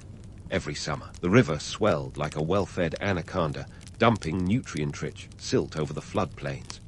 This natural phenomenon, known as the inundation, was the ancient Egyptian version of a Black Friday sale, an annual event eagerly anticipated by everyone. Farmers would have their calendars marked for this, ready to sow their seeds as soon as the waters receded. It was a system so reliable, you could set your sundial by it. But here's the kicker. All that agricultural bounty wasn't just about keeping the Pharaohs' pantry stocked with bread and beer. It was the economic engine driving the empire. The surplus crops fueled trade, filled granaries, and more importantly, paid for all those massive construction projects. And let's not forget taxes. Yes, folks, even in ancient Egypt, the certainty of taxes was as dependable as the rise of the Nile. Taxation in ancient Egypt was, shall we say, a bit more personal than today's faceless online portals. Forget about filling out forms. Egyptian taxes were all about physical goods. The head honchos, or scribes, were the original number crunchers, and they were meticulous, to say the least. These guys were the Excel spreadsheets of their day, equipped with reed pens and papyrus scrolls. They tracked grain, cattle, and labor with the precision of a laser-guided missile. And if you thought tax audits were stressful now, imagine a scribe showing up at your door with a ledger and an entourage of officials. So, how did this taxation system keep the wheels of the empire turning? Simple. It fed the labor force. And this brings us to one of the age-old myths that's as enduring as a Hollywood blockbuster, the idea that slaves built the pyramids. Cue dramatic music. The truth, however, is far less cinematic, but way more interesting. The pyramids were the work of skilled laborers. Yes, you heard that right. These were not shackled, downtrodden slaves, but rather a workforce of free men who were recruited from across the nation. They had contracts, regular meals, and even, wait for it, medical care. It's like finding out the construction site had a better benefits package than your last job. Evidence from workers' villages, like those found at Giza, shows that these laborers were well fed and housed in organized communities. They consumed a diet rich in bread, beer, and onions, a nutritional powerhouse in the ancient world. And while their work was undoubtedly grueling, they took pride in it. After all, who wouldn't want to say they helped build one of the most iconic structures in human history? The real backbone of these projects, aside from the laborers themselves, was the administrative machine that supported them. The logistical feat of feeding and housing thousands of workers was a triumph of ancient project management. Grain would flow from the farms to the royal granaries, and then to the construction sites, all meticulously tracked by those industrious scribes. It was a system that ensured the pharaoh's monumental ambitions could be realized without bankrupting the empire. This brings us to another aspect of the Egyptian economy, the trade networks that stretched far beyond the borders of the Nile Valley. Egypt was the ancient equivalent of a global trading hub. From Lebanon came cedarwood, used in shipbuilding and construction. Gold flowed from Nubia, and lapis lazuli, a precious stone as blue as the sky, was imported from as far as Afghanistan. The Egyptians were master traders, bartering their surplus grain for luxury items that adorned the pharaohs and the elite. The pharaohs weren't just hoarding these treasures for personal glory. They were symbols of power, used to maintain order and legitimacy in a society where divine favor was believed to influence everything from harvests to military victories. The pharaoh's wealth was a tangible sign of their God-given right to rule. As we peel back the layers of Egypt's economic engine, we find a society that was much more than just a series of monumental constructions. It was a complex, well-oiled machine that relied on agriculture, taxes, trade, and labor to sustain a mighty empire. Yet, beneath the romantic veneer of divine rulers and grandiose architecture lay the true grit of human endeavor, a testament to what can be achieved with a bit of ingenuity and a lot of hard work. Stay tuned as our journey continues, unraveling the mysteries of this ancient powerhouse. Now, let's shift our gaze from the monumental pyramids to the intricate social and political dance within the pharaohs' palaces. Think of it as the original Game of Thrones, minus the dragons, but with just as much intrigue. At the heart of this grand chessboard was the vizier, the pharaoh's right-hand man, or woman, because equality had its moments even in ancient Egypt. The vizier was the ultimate multitasker, juggling responsibilities that would make today's CEOs break a sweat. This was the person who ensured the empire ran like a well-oiled chariot. Imagine being in charge of the treasury, the legal system, and even public works all at once. If the pharaoh was the figurehead, the vizier was the neck that turned it. This was the power behind the throne, wielding influence with the precision of a scribe's stylus. One of the most famous viziers was Imhotep, who served under Pharaoh Djoser around 2600 BCE. Not only was he the architect of the first-step pyramid at Saqqara, but he was also a physician, a priest, and later deified as a god of medicine. Talk about a resume that could make anyone feel like an underachiever. Imhotep's genius lay not just in his technical skills, but in his ability to navigate the treacherous waters of court politics, where alliances were as fickle as the Nile's floods. But it wasn't just a boys' club in the corridors of power. Enter Queen Hatshepsut, one of history's most fascinating figures, who reigned from 1479 to 1458 BCE. Hatshepsut didn't just break the glass ceiling, she shattered it with a ceremonial mace. Faced with a patriarchal society that believed women were more suited to weaving than ruling, she assumed the throne by donning the traditional false beard of a pharaoh. Talk about commitment to the part. Hatshepsut's reign was marked by economic prosperity and ambitious building projects, including her magnificent mortuary temple at Deir el-Bahri. She was a master of spin, portraying herself in statues and reliefs as a male king to legitimize her rule. Her story is a testament to the power of perception and image in politics, a lesson still relevant in today's media landscape. But beneath the grandeur, Hatshepsut's reign was also a period of strategic diplomacy. She expanded trade networks, sending expeditions to Punt, modern-day Somalia or Eritrea, returning with gold, incense, and myrrh. This was not just about wealth, but about establishing Egypt as a dominant player on the international stage. Court life in ancient Egypt was a complex web of relationships and power plays. The Pharaoh's palace was as much a battlefield as any military campaign, where family members could be allies or adversaries. Think of it as a soap opera with a higher body count. Succession disputes were common, and rival factions often jostled for influence. Even the pharaoh's closest relatives weren't above a bit of backstabbing, sometimes literal. Women, surprisingly, wielded significant power behind the scenes. The title of Great Royal Wife was not just a ceremonial role. It was a position of genuine influence. Queens like Nefertiti and Nefertari were more than arm candy. They were political partners, religious leaders, and sometimes co-regents. Their influence was subtle, yet profound, shaping policies and ensuring the continuity of dynastic power. Diplomacy in ancient Egypt was an art form, often conducted through marriage alliances, gifts, and treaties. The Amarna letters, a cache of diplomatic correspondence from the reign of Akhenaten, reveal a world where diplomacy was as sharp as any sword.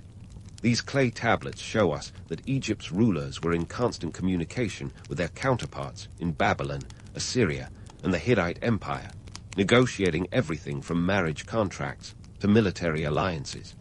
This was international relations before the United Nations, conducted with a wicked sense of pragmatism. But let's not romanticize too much.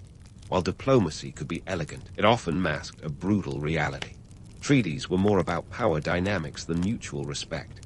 When the ink dried on these ancient documents, it was usually the stronger party dictating terms. The veneer of polite negotiation was thin, and the threat of force was never far from the table. Meanwhile, back at the royal court, the day-to-day life of the elite was a mix of opulence and obligation. The nobility was expected to keep up appearances, hosting lavish banquets with food and drink flowing as freely as the Nile in flood season. But all that luxury came at a price. The court was a pressure cooker of expectations, where one misstep could mean social ruin, or worse. The palace was also a center of cultural patronage, with artists, musicians, and scribes working tirelessly to glorify the pharaoh's reign. These creatives were the ancient equivalent of today's PR teams, crafting narratives and imagery that projected power and piety. Yet, beneath the surface, these cultural achievements often masked the harsh realities of political life. For every grand procession or festival, there was a labor force toiling behind the scenes, ensuring that the facade of divine rule remained unblemished. As we peel back the gilded layers of ancient Egyptian society, we find a world as complex and cutthroat as any political drama. The power structures behind the throne were a delicate balance of tradition, ambition, and intrigue. And while the pharaohs may have been the face of the empire, it was the viziers, queens, and courtiers who kept the wheels turning, each playing their part in a grand narrative that has captivated us for millennia. Stay tuned, as we delve deeper into this intricate tapestry of power, exploring how these ancient players maneuvered through a world where the stakes were as high as the monuments they left behind. The story of ancient Egypt is not just about the rise and fall of great rulers, but about the enduring human quest for power, legacy, and survival. Now, if there's one thing ancient Egypt knew how to do besides building skyscraper-sized tombs and keeping the papyrus industry in business, it was weaving religion into the very fabric of society. You see, religion wasn't just a Sunday affair or something you worried about after a particularly raucous night out. No, in Egypt, it was the air pharaohs breathed, the water they drank, and the very justification for their rule. The pharaohs didn't just use religion as a tool. They were the tool, the bridge between the gods and the people, with a heartline to the divine that would make any modern leader drool with envy. The pharaohs' relationship with the gods was a bit like a cosmic buddy system. They claimed a direct line to the divine, often portraying themselves as the earthly embodiment of gods like Horus, Ra, or Osiris. Talk about a resume booster. This divine connection wasn't just a neat party trick. It was the cornerstone of their legitimacy. It was like having the ultimate letter of recommendation, signed by the universe itself. The pharaoh was tasked with maintaining Mad, the divine order and balance of the cosmos, a responsibility that made balancing your checkbook look like child's play. But let's not get too misty-eyed about this divine gig. The relationship between the pharaohs and the gods was as much about power dynamics as it was about piety. These rulers were masterful at using religion as both carrot and stick. For the average Egyptian, the gods were as real as the Nile's flood, and keeping them happy was non-negotiable. Temples were the nerve centers of this divine network, acting as both religious hubs and propaganda machines. They were like divine billboards, broadcasting the pharaoh's connection to the gods and reinforcing their authority. Building these monumental temples was no small feat. We're talking about projects that could make a modern construction company weep into their blueprints. Take Karnak, for instance, a sprawling temple complex that covers over 200 acres, bigger than Vatican City. Construction that spanned over 2,000 years, with each pharaoh adding their own touch, like a divine game of Sims. These temples were not just places of worship. They were the ancient equivalent of a PR campaign, showcasing the pharaoh's piety and power in one grand sweep of stone and artistry. The temples also served an economic purpose. Imagine them as ancient economic engines, employing thousands of people and generating a bustling trade in goods and services. They were the medieval malls of the day, complete with workshops, schools, and granaries. The labor force required to build and maintain these temples was immense, fueled by a system of corvée labor, mandatory public service that was a bit like jury duty, but with more sandstone. And let's not forget the afterlife, where the pharaoh's divine duties took on a whole new dimension. The Egyptians had a rather complex view of the afterlife, believing it to be a mirror of earthly existence, but with fewer taxes and more eternal bliss. The Book of the Dead, a collection of spells, charms, and passwords, served as the ultimate guidebook to navigating the afterlife. Think of it as the original Lonely Planet guide, but with more emphasis on not getting eaten by a giant snake. The construction of tombs was another way the pharaohs flexed their divine muscles. The pyramids were only the tip of the tombstone iceberg. Later dynasties opted for elaborate underground tombs, like those in the Valley of the Kings, which were filled with riches that would make a dragon's hoard look like spare change. These tombs were not just about eternal rest. They were the ultimate status symbols, a way for pharaohs to display their wealth and divine favor for millennia to come. But here's the kicker. All this grandeur wasn't just for the pharaoh's benefit. It was also a masterclass in divine intimidation. The temples and tombs sent a clear message. The pharaohs were divinely ordained, and messing with them was tantamount to a cosmic faux pas. This divine right to rule was a powerful unifying force, keeping society in line with the subtlety of a well-placed sledgehammer. It was a system that kept the wheels of the empire greased and running smoothly, with the guards watching from above, or so the people believed. Yet, behind the dazzling facade of divine authority lay a practical side. Religion was a tool for social cohesion, a way to keep the populace unified and compliant. It dictated the calendar, with festivals and rituals punctuating the year like clockwork. These events weren't just religious ceremonies. They were opportunities for the pharaoh to flex their divine credentials and remind everyone who was in charge. Picture lavish processions, offerings, and enough incense to make even the most devout sneeze. And while the pharaohs were the stars of this divine drama, they were far from the only players. Priests wielded considerable power, acting as intermediaries between the gods and the people. They were the spiritual bureaucrats, managing the temples, conducting rituals, and ensuring that the gods were kept in the loop about earthly affairs. This wasn't just a spiritual gig, it was a political one, with priests often holding sway in matters of state and wielding influence that could rival even that of the pharaoh.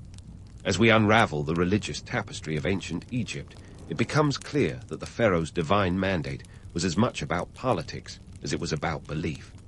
Religion was the glue that held society together, a unifying force that kept the cosmic wheels turning. But it was also a tool of control, shaping the lives of the people and reinforcing the pharaoh's place at the top of the divine food chain. In a world where the gods were as real as the sand underfoot, the pharaoh's divine right to rule was the ultimate trump card, ensuring their legacy and authority for generations to come.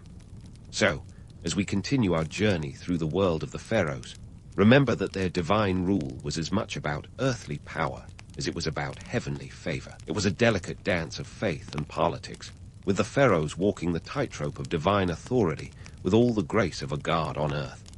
Stay tuned as we explore the next chapter in this epic saga, delving deeper into the mysteries of ancient Egypt's divine rulers and their enduring legacy. Just as the pharaohs seemed to have reached the zenith of their divinely ordained power, the sands of time began to shift beneath their feet. It turns out, maintaining an empire that stretched along the Nile and beyond, with all its divine proclamations and monumental constructions, wasn't just about keeping the gods on speed dial. Enter the real world of geopolitics, where foreign invasions and internal strife threw a few crocodiles into the pharaoh's otherwise placid moat. First, let's talk about the Assyrians. Picture this. Around the 7th century BCE, the Assyrian Empire, known for their love of conquest and no-nonsense approach to foreign diplomacy, think battering rams and archers, decided that Egypt looked quite appealing. By 671 BCE, they had marched into Egypt under the command of King Esarhaddon, who wasn't exactly there to sightsee. The Assyrians swept through like a sandstorm, making it clear that the pharaohs weren't the only ones with a divine mandate or a penchant for empire building. The Assyrians, with their military prowess, introduced a new dynamic. Egypt was now a pawn in the larger game of Near Eastern politics. This wasn't just an invasion, it was a paradigm shift. The pharaohs, who once considered themselves the center of the universe, had to acknowledge that there were other players at the cosmic chessboard. But the Assyrians weren't the main act. They were just the opening band for the real headliners, the Persians. Enter the Persian Empire, with its vast cavalry and a knack for empire management that would make any modern CEO nod in approval. By 525 BCE, the Persians, under Cambyses Roman II, decided that Egypt was ripe for the picking. This was when the pharaohs learned that the cosmic buddy system with the gods didn't necessarily come with a divine cavalry. The Persians stormed in, and the pharaohs, despite all their divine posturing, found themselves outmaneuvered. Egypt became just another province in the sprawling Persian Empire, a fate that must have felt like being demoted from rock star status to backup singer. But the Persians didn't just conquer, they administered. They were like the Steve Jobs of ancient empires, streamlining and integrating Egypt into their vast network. They respected Egyptian customs, because who in their right mind wants to anger a god or two? But the pharaoh's power was effectively a relic of the past, albeit a shiny one that still managed to catch the light of history. Yet the story doesn't end there. You think that having the Persians in charge would be enough drama for one empire, but no. Enter the Greeks, led by none other than Alexander the Great, the man with a name so illustrious it requires no embellishment. In 332 BCE, he rolled into Egypt like a rock star on a world tour, and the Egyptians, perhaps weary of Persian rule, welcomed him as a liberator. Alexander, being the savvy leader he was, didn't just conquer Egypt, he embraced it. He founded Alexandria, a city that would become a beacon of learning and culture, proving that even in conquest, a little charm goes a long way. After Alexander's death, Egypt found itself under the sway of the Ptolemies, a Macedonian Greek dynasty that ruled for nearly 300 years. These pharaohs in name only were more about Greek culture and less about that old-time Egyptian religion, although they were smart enough to adopt some local customs to keep the peace. The most famous of them all was Cleopatra Roman VII, a ruler whose life was so dramatic it made reality TV look like a documentary. Cleopatra was the last of the Ptolemies, a cunning leader who played the political game with Roman heavyweights like Julius Caesar and Mark Antony. Yet, even her formidable charm couldn't prevent Egypt from being absorbed into the Roman Empire in 30 BCE. Talk about an epic series finale. With the Romans came a new era, and the pharaoh's legacy was relegated to the annals of history. But what a legacy it was! Even as their political power waned, the cultural and architectural imprints of the pharaohs endured. Those monumental pyramids, temples, and tombs still stand today, defying time and gravity, a testament to human ambition and the pharaohs' enduring allure. Their stories, woven with the threads of myth and history, continue to captivate our imagination, offering a glimpse into a world where gods and mortals walked hand in hand, or at least, that's what the pharaohs would have us believe. The pharaohs may have lost their thrones, but they left behind a legacy that transcends power. They gave us a glimpse into the complexities of human civilization before there were hashtags and viral videos. And while the empires that followed may have written the next chapters of history, the pharaohs ensured their stories would always have a place on the scroll. Whether it's the grandeur of their monuments or the mystery of their reigns, the pharaohs remind us that history is as much about the legends we tell as the facts we uncover. In the end, the decline of the pharaohs is a reminder that even the mightiest rulers are subject to the whims of time and fate. Empires rise and fall, but the stories endure, echoing through the corridors of history. The pharaohs, with their divine right to rule and their monumental ambition, were the ultimate power players. And while their reign may have ended, their legacy continues to inspire, intrigue, and occasionally make us chuckle at the sheer audacity of it all. Being a Roman senator around 100 BCE sounds like a sweet gig, right? You're in the heart of the empire, where power and prestige are practically your morning coffee. But hold those laurels. Let's dive into the daily grind of what it actually meant to wield that senatorial power. Spoiler alert. It wasn't all toga parties and philosophical debates under the stars. First off, let's talk about those Senate meetings. Picture the most drawn-out office meeting you've ever attended. Multiply the frustration by 1,000 and add a layer of togas. That's your average day in the Roman Senate. These gatherings were notorious for being long and tedious, often dragging on for hours, sometimes from dawn until dusk. You'd spend an eternity bickering over whether to pave a new road or how to handle grain shortages. It's like debating the merits of staplers versus paper clips, but in Latin and with a lot more personal stakes. Now, you might think these debates were about grandiose issues, but don't be fooled. Sure, sometimes you'd be hashing out matters of war or peace, but more often, you'd be stuck in an endless loop of trivialities. Think zoning disputes and tax exemptions for the umpteenth time. And all the while, you're seated on those uncomfortable marble benches. No ergonomic chairs here, my friend. The political landscape of Rome at this time was as cutthroat as it gets. Picture a gladiatorial arena, but with words and legislation instead of swords. Around 100 BCE, Rome was a republic, which meant you'd be one of about 300 senators trying to navigate a sea of alliances, rivalries, and backstabbing. It was a political soap opera where everyone was angling for more power and influence. And let's not forget the looming presence of figures like Gaius Marius and Lucius Cornelius Sulla, two heavyweights whose rivalry would eventually tilt the scales of Roman politics. Senators were expected to be public servants, but they also had to manage their own vast estates. If you think juggling a 9-to-5 job with a side hustle is tough, try running a senatorial career while overseeing multiple farms. These estates were sprawling affairs, often far from Rome, and required constant attention. You'd have to rely on freedmen, your former slaves turned estate managers, to keep the operations running smoothly. And let's be real, they didn't always have your best interests at heart. This juggling act meant a lot of travel and stress. You'd be constantly torn between your duties in Rome and ensuring your estates were profitable. After all, a senator's wealth was crucial for maintaining influence and throwing those lavish public games and feasts that kept the plebeians happy. So, you're not only a politician, but also a full-time manager, investor, and occasionally a crisis negotiator. When a hailstorm wipes out your olive grove, it's on you to figure out how to pay for the repairs without bankrupting yourself or losing face among your peers. Speaking of money, being a senator wasn't exactly a cash cow. There was no salary for sitting in the Senate. Nope, you were doing it for the glory, the influence, and the potential kickbacks. You had to be independently wealthy to even think about joining the political fray. This meant if your estates took a hit, you felt it personally.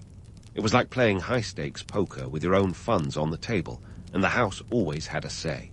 Public duties also included sponsoring games and building projects to curry favor with the masses. These weren't just for fun. They were political moves designed to secure votes and loyalty. The costs could be astronomical. A single set of games could run you hundreds of thousands of sesterces, which is quite a hit to the old coin purse. And if you scrimped, you risked losing public favor, which could be political suicide.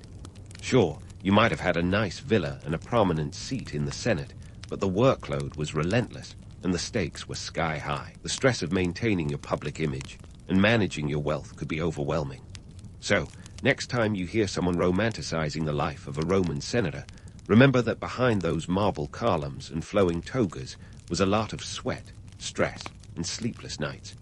It was a balancing act on a tightrope over a pit of lions, and those lions were your fellow senators, just waiting for you to slip.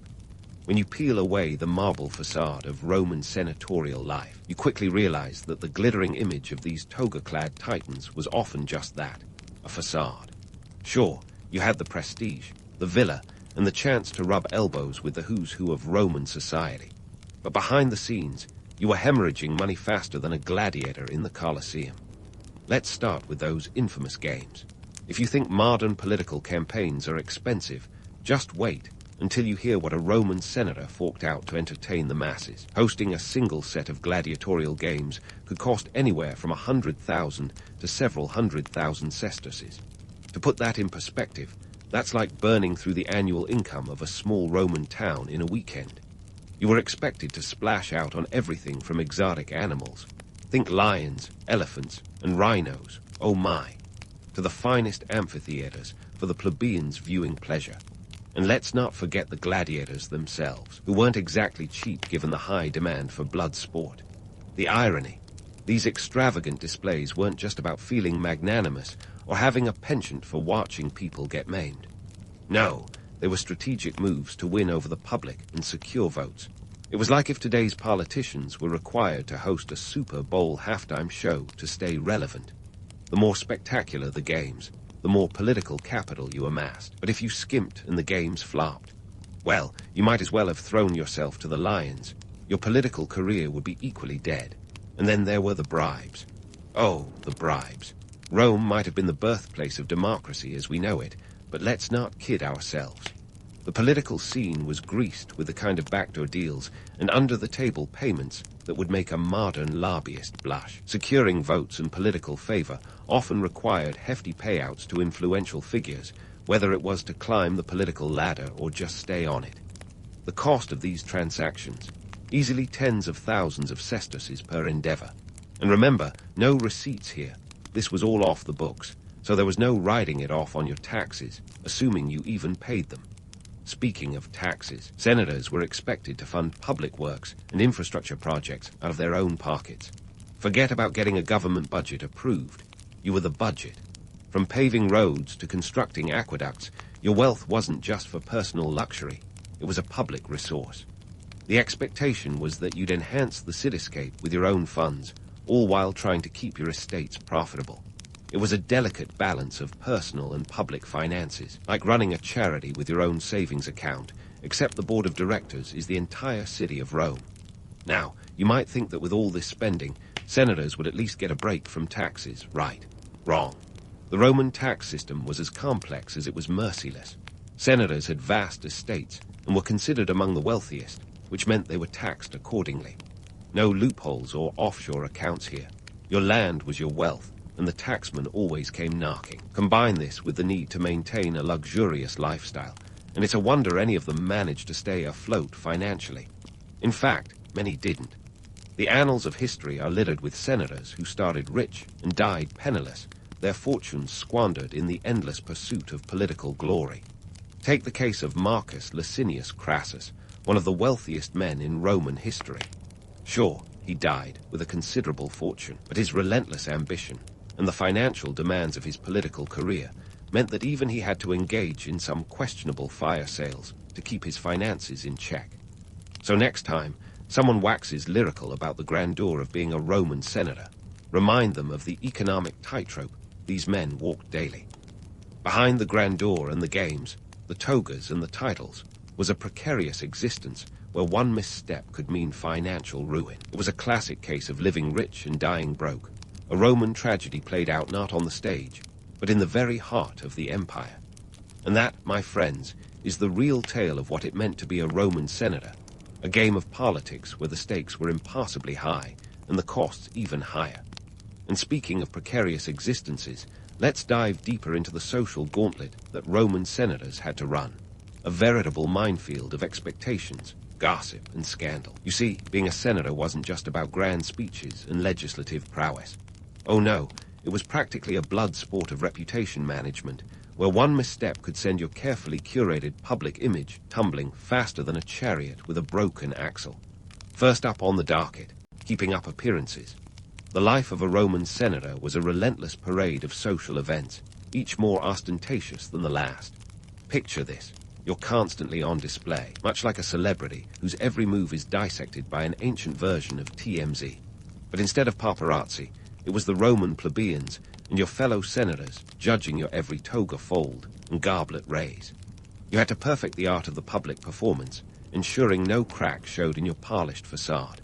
Maintaining a pristine public image was practically a full-time job.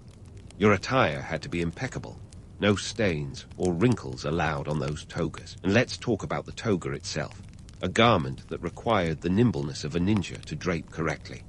It was the ancient equivalent of wearing a designer suit that cost an arm and a leg, and you had to wear it well because everyone was watching. The slightest sartorial slip could lead to whispers and side-eyes, and in Rome, whispers could drown out any amount of eloquent rhetoric. But the real arena of social warfare was the dinner party circuit. These weren't your average backyard barbecues. They were elaborate affairs where the wine flowed like the Tiber and the gossip even more freely.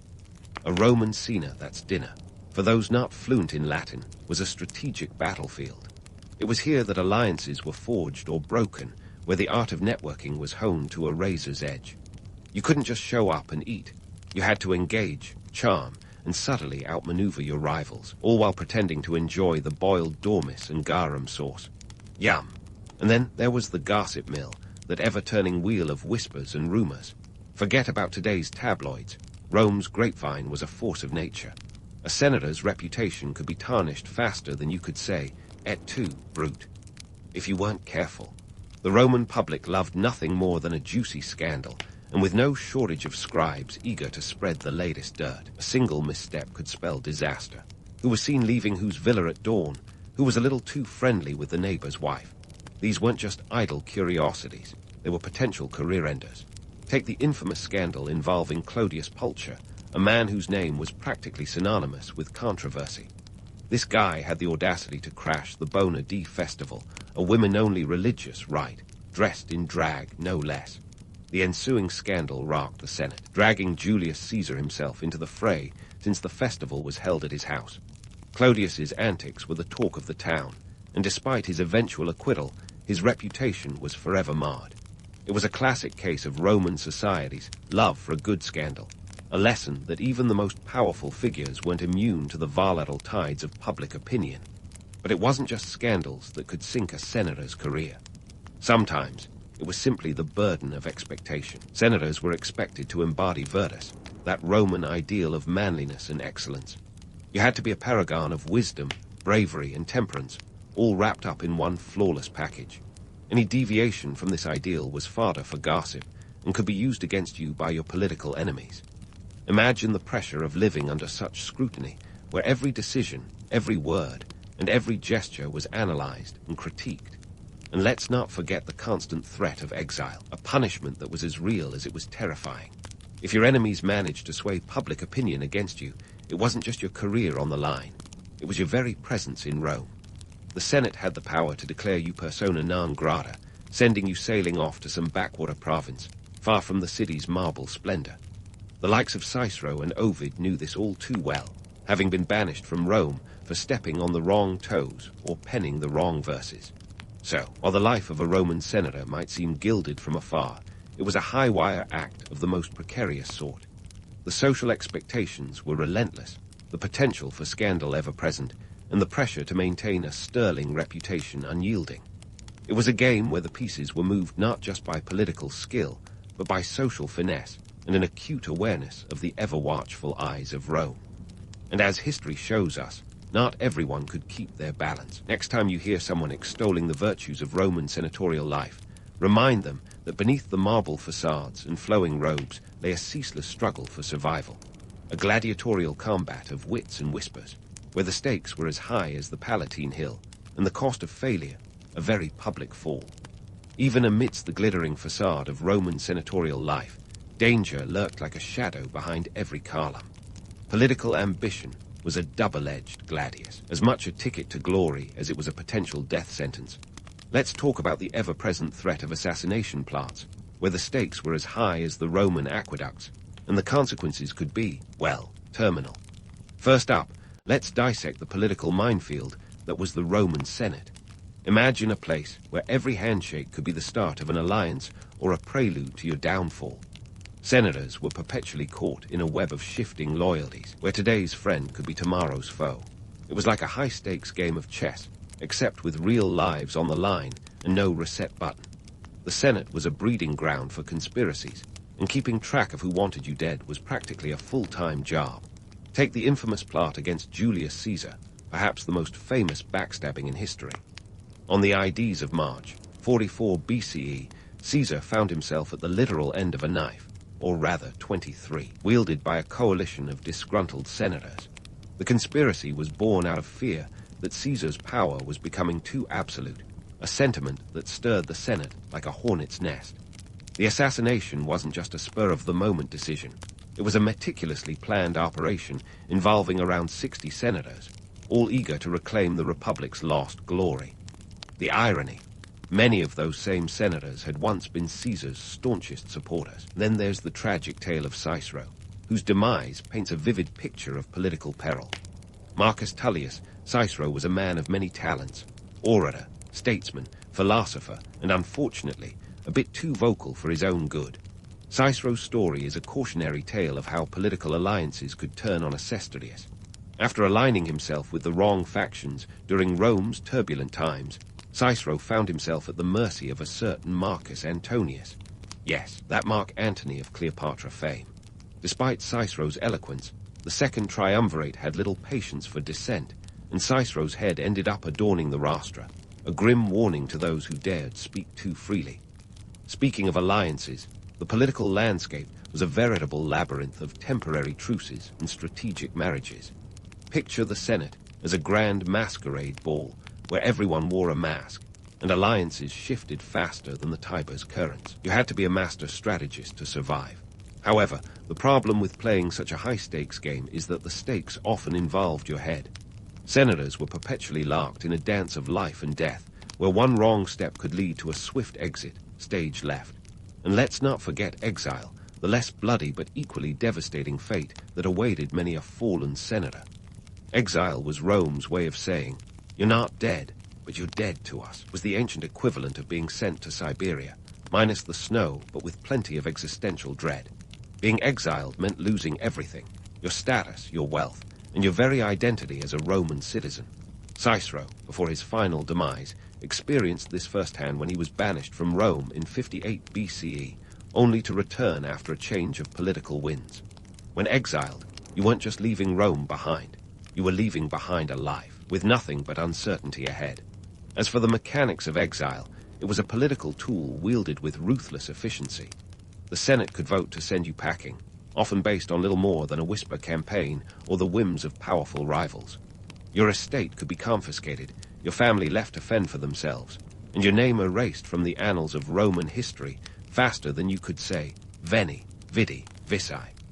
It was a fate that befell even the most illustrious of Romans, a constant reminder that power was as ephemeral as a Roman sunrise.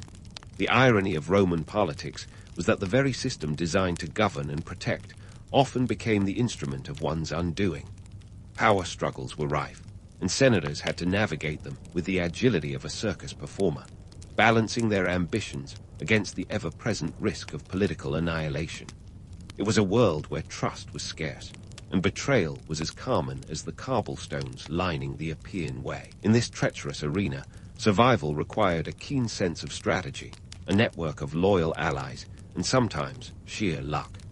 The political alliances formed were often marriages of convenience, designed to outmaneuver rivals and secure positions of influence. Senators had to be as adept at reading the political tea leaves as they were at crafting legislation.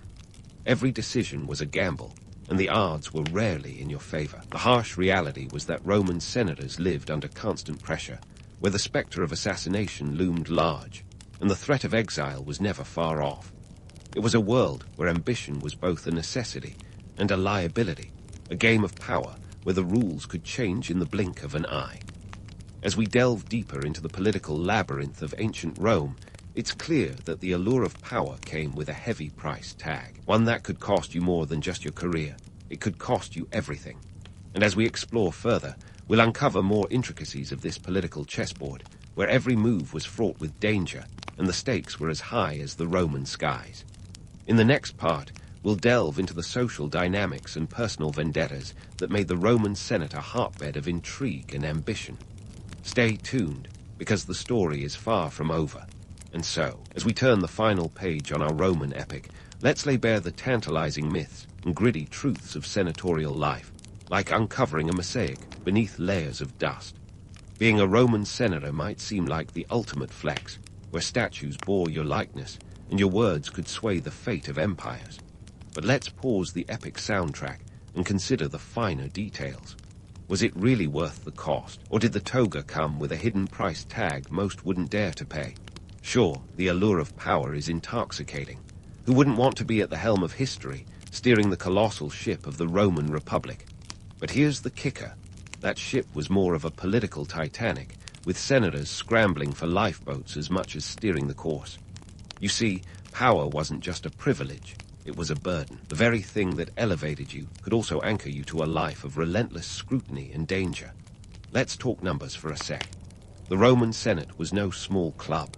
With around 300 members during the late Republic, it was a veritable hive of political activity. And while the image of senators as stoic statesmen is appealing, the reality was more akin to a soap opera, complete with backstabbing plots and dramatic exits. Political life was an intricate dance of alliances and betrayals. One wrong step, and you'd find yourself in the political wilderness, or worse, on the wrong end of a dagger. Remember, this was a time when the Senate had no air conditioning, no microphones, no cushy benefits package. Instead, you got the privilege of sitting on cold marble benches, debating laws that could make or break your career. It was a bit like being trapped in an endless episode of Survivor, except the tribal council votes could end your career or your life. Let's not forget the personal sacrifices. Being a senator wasn't just about passing laws and hosting lavish games. It was a full-time gig with a side of existential dread. Your wealth and estates weren't just sources of income, they were tools of political survival.